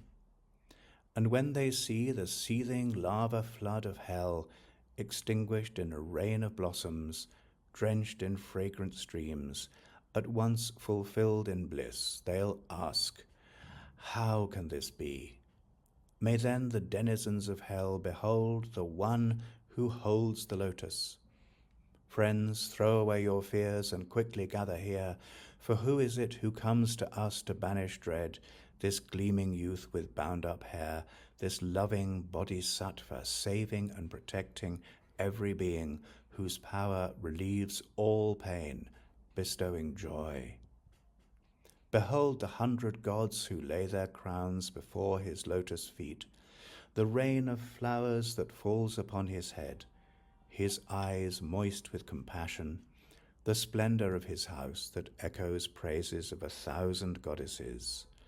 May those in hell thus cry on seeing Manju Ghosha, and likewise, through my roots of virtue, seeing bodhisattvas like Samantabhadra, free from stain, those clouds of bliss all laden with a cooling scented rain, may those languishing in hell now come to perfect joy.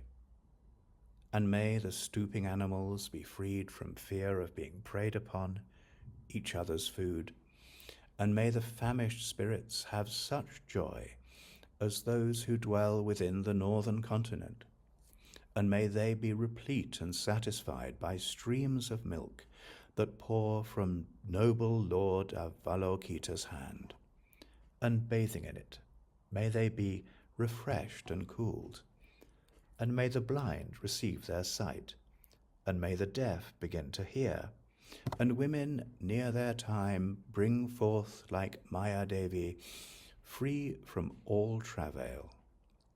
And may the naked now be clothed, and all the hungry eat their fill, and may those parched with thirst receive pure waters and delicious drink.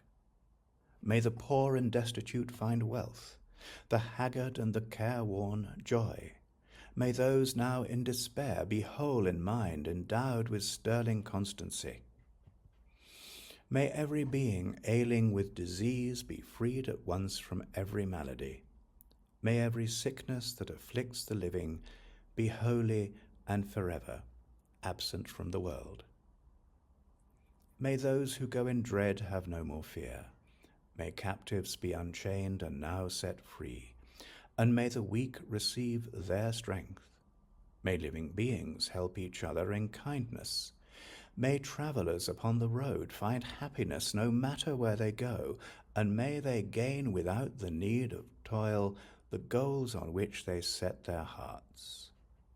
May those who put to sea in boat or ship attain the ports that they desire, and may they safely come to shore and sweet reunion with their kith and kin. May those who lose their way and wander in the wild find fellow travelers, and safe from threat of thieves and savage beasts, may they be tireless and their journey light. May children and the aged and all those without protection, wandering in the fearful pathless wastes, who fall asleep unconscious of their peril, have pure celestial beings as their guardians. May all be freed from states of bondage. May they be possessed of wisdom, faith, and love. With perfect sustenance and conduct, may they always have remembrance of their former lives.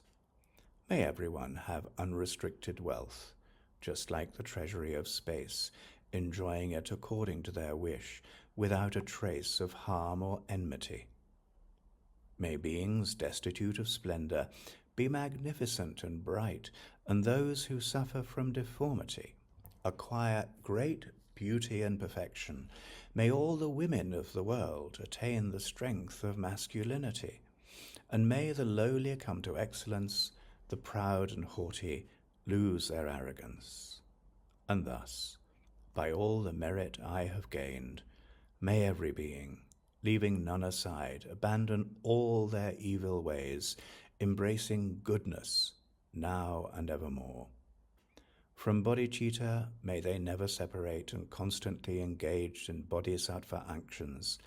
May they be accepted as disciples by the Buddhas, drawing back from what is demon's work. And may these beings, each and every one, enjoy an unsurpassed longevity. Living always in contentment, may the very name of death be strange to them.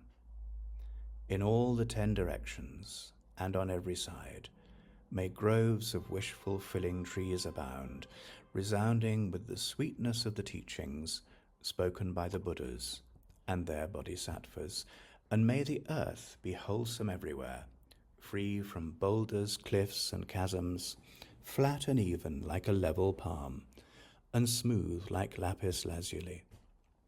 For many circles of disciples, may multitudes of bodhisattvas live in every land, adorning them with every excellence. From birdsong and the sighing of the trees, from shafts of light and from the sky itself, may living beings, each and every one, perceive the constant sound of Dharma. And always may they come into the presence of the Buddhas and meet with bodhisattvas, offspring of the same, with clouds of offerings unbounded. May the teachers of the world be worshipped. May kindly spirits bring the rains on time, for harvests to be rich and plentiful. May princes rule according to the Dharma. May the world be blessed with all prosperity. May medicines be full of strength. May secret worlds of power be chanted with success. May spirits of the air that feed on flesh be kind, their minds imbued with pity. May beings never suffer anguish. Let them not be sick nor evilly behave. May they have no fear, nor suffer insults. Always may their minds be free from sorrow. In monasteries, temples, and the like, may reading and reciting widely flourish. May harmony prevail among the Sangha. May its purposes be all fulfilled. May ordained monks, intent upon the practice, find perfect places for retreat in solitude, abandon every vagrant thought, and meditate with trained and serviceable minds. May nuns have all their wants supplied. May quarrelling and spite be strange to them. Let all who have embraced monastic life uphold a pure and unimpaired observance. May those who break their discipline repent, and always may they strive to cleanse away their faults, and thus may they acquire a fortunate rebirth, wherein to practice stainless discipline. May wise and learned beings be revered, and always be sustained by alms. May they be pure in mind, and may their fame spread far and wide. May beings never languish in the lower realms. May pain and hardship be unknown to them. With bodies greater than the gods, may they attain enlightenment without delay. May beings time and time again make offerings to all the Buddhas, and with the Buddha's unimagined bliss, may they enjoy undimmed and constant happiness. May all the Bodhisattvas now fulfill their high intention for the sake of wanderers. May sentient beings now obtain all that their guardians wish for them. And may the hearers and Pratyeka Buddhas gain their perfect happiness. Until, through the Manju Ghosha's perfect kindness, I attain the ground of perfect joy, may I remember all my lives and enter into the monastic state. Thus may I abide, sustained by simple, ordinary fare, and in every life obtain a dwelling place in perfect solitude. Whenever I desire to gaze on him or put to him the slightest question, may I behold with unobstructed sight my own protector, Manju Ghosha. To satisfy the needs of beings dwelling in the 10 directions to the margins of the sky, may I reflect in all my deeds the perfect exploits of Manju Shri. And now, as long as space endures, as long as there are beings to be found, may I continue likewise to remain to drive away the sorrows of the world, the pains and sorrows of all wandering beings. May they ripen wholly on myself, and may the virtuous company of Bodhisattvas always bring about the happiness of beings. May the doctrine, only cure for sorrow, source of every bliss and happiness, be blessed with wealth, upheld with veneration, and throughout a vast continuance of time endure. And now to Manju Ghosha I prostrate, whose kindness is the wellspring of my good intent, and to my virtuous friends I also bow, whose inspiration gave me strength to grow. This completes the Bodhisattvacaryavatara, the way of the Bodhisattva, which was composed by the Master.